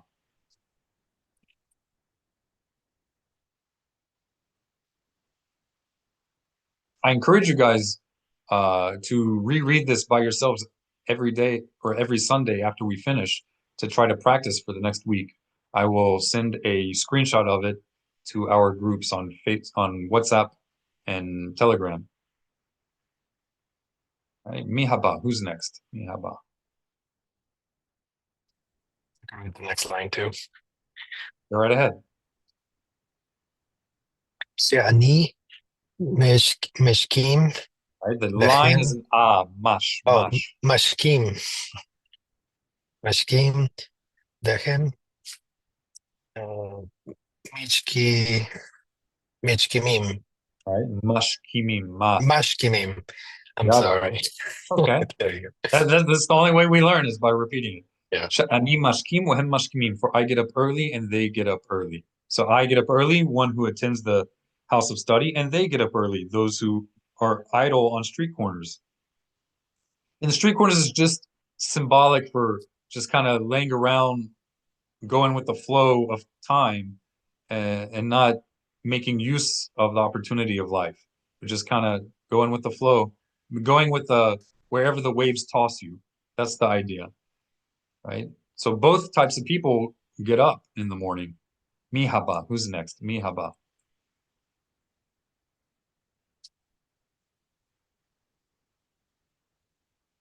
Ani haba. Go right in. Ani mashkimim ladivre Torah. Very good, but let's read this one more time, slowly. Mashkim. Mashkim. You got it. Ani mashkim. Go Ani ahead. mashkim ladivre Torah. Wahem mashkimim ladevarim batalim. Lead varim. I do that every week. It's okay. You're gonna get it eventually. It's good. Good. Lead varim batalim. Varim batalim. You want to work on? I think you can translate this. I think I can. Go right ahead. I get up. Say the Hebrew word and then what it means for each one. Ani, I, mashkimim get up early to the word or to the matters of Good. Torah, and they get up early Very good. to the matters that are empty. Exactly. Very good. And it's literally like canceled things or things lacking substance, right? Insignificant or not relevant. All right. יפה מאוד. Excellent. Mi haba. Who's next? Mi haba. I want you guys to say tur sheli. My turn. Tur sheli. Shali, Bechavov. Ani Amel, Lahem Amelim, Beautiful. Ani amel وهم عاملين. I work hard. Amel means to toil, to labor, to work hard. So I work hard. They also work hard. Those who are just kind of going to and fro wherever the currents of life take them. You want to continue? Yes, sir. I will try. Okay. All right. Ni Amel, Rom Kabel, Sahar, All right. Let's stop there. Now, Sahar. I want you guys, I'm going to send a screenshot. I want you guys to practice this again afterwards if you get a chance. Ani, I, Amel, work hard, Qabel, and receive Sahar, reward, Sahar. All right, Mi haba batur. Who's next in line? Mi haba batur. Tur shali. כל הכבוד, יא صديق. Wahem Malim.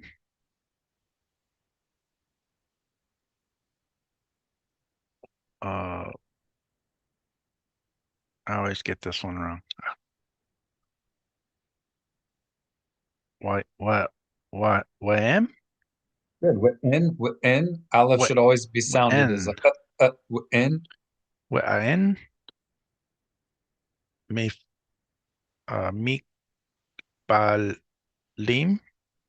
Right? Meh. Anytime a shava is sounded, well, if you only see a shava under it, if it is sounded, it's going to be a short in mainstream pronunciation. So not meh, but meh, a short meh. Right? Mekbalim? Maqabbalim. Mekabalim? Sakar? All right, very good. Now tell me, Habibi, Mm. what should we assume? What should we assume about a shawah? The two dots that look kind of like a colon under a letter. There are two main types: a silent shava, in which case it just means the end of the previous syllable without symbolizing a vowel, and a sounded shava, in which case it symbolizes a short vowel. So those are the two types. If you do not know which one it is, which should you assume that it is? If you do not know, you would assume silent. That's right. Though, if you see the consonant, though, would you normally assume vocal or What do you mean if heard? you see a consonant? Because anything above a schwa is a consonant. It's always, so I don't know what you Oh, mean. well, yeah, you're right. Versus a letter that's normally sounded. All right, all the letters are Um, normally sounded. Seriously, I don't know what you You're mean. right. You're right. I'm thinking of something different. So so I will give you guys two ways that you can know with confidence that the schwa should be sounded as a short as opposed to being silent. All right, and there's more than these two, but this is just an intro. As you said, generally assume it's silent if you do not know. But if the schwa is under the first letter in a word, you can know that it is sounded. And if the schwa is under a letter that has a dot inside of it, a dagesh, the dot is called dagesh. If the schwa is under a letter that has a dagesh, you can be confident that it should be sounded. Okay? But if you're not sure, then assume they're silent. So maqabbalim. I know it's belim instead of bleem because there's a dot in the bed. You want to repeat that in your own words? The explanation or the Hebrew? In the explanation. Mm. I just gave you two ways that you can know that schwa should be sounded. All right. What are those So one of the ways would be where it is placed. In this case, the first letter of the word, it would be Good. sounded. Always Also, for any word if it's under the first letter. All and right. under the third letter, we have a dagesh. Is that right? That's right. Dagesh. In dagesh in the letter, if it wasn't there, it would be silent. But in this Correct. case, it's there, so we are going to hear it. Correct. And again, that's because the dagesh, the dot, is inside of it, and it has nothing to do with the fact that it's the third letter. It just happens to be the third Yeah. letter. Right? So if you see any letter with a dot inside, the sound is shawa, short et sound. But if you're not sure, assume it's silent. Yalla bo namshich. You said that we're grateful to God because we work hard and we receive reward, though those who stand idly by going to and fro with the currents of life, they also work hard, but they don't receive reward. But we do. So we are grateful for that. Mi haba. You can continue if you like, Habibi. Ani ratz wahem ratz ratzim. That's it. Say it one more time. Ani ratz wahem ratzim. Suyan. I run and they are running. Right? Mi haba batur. Mi haba batur. Who is next in line? Tur shali. You want to read next? Say tur shali.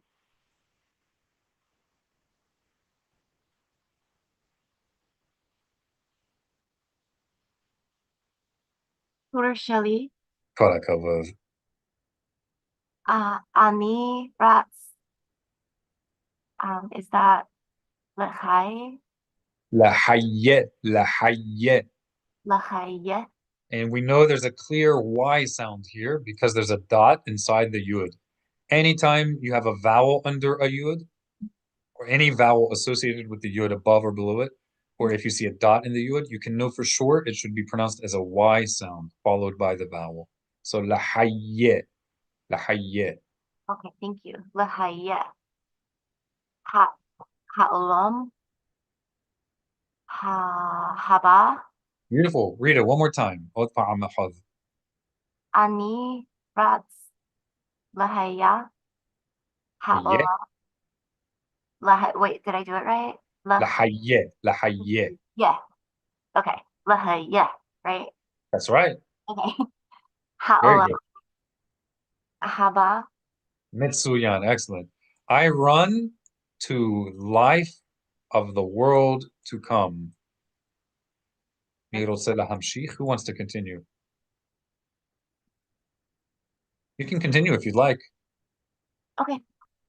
Bachavod. Wahem. Ratzim. Leave there. All right. If we have an aleph with a vowel above or below it, the aleph should be sounded. It has its own unique sound. That sound is called glottal stop. So it's kind of like the sound in the middle of the English expression uh-oh. So it's the non-vowel sound in the middle of uh-oh. It's like a uh. So instead of liver, which would be one syllable, ver, it should be two syllables, live air. So Oh. go ahead. Air. That's it. Okay. Leave air. All right. So aleph does have a sound. That is the sound of it. Live air. Leave air.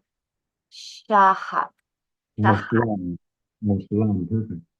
All right. So I run into the life of the world to come, but they're running into a pit of destruction.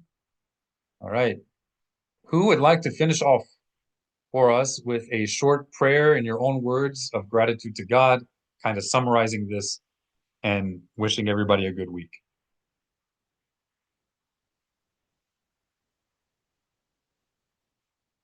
Formalized prayer should never replace personalized prayer. Make it short and sweet.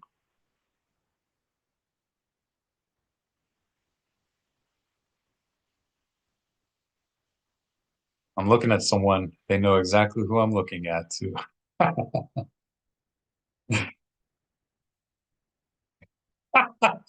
Look at that. I can We see can't- them too. I can see them too. No, you can't. You see yourself. Ah, okay. All right, Habibi.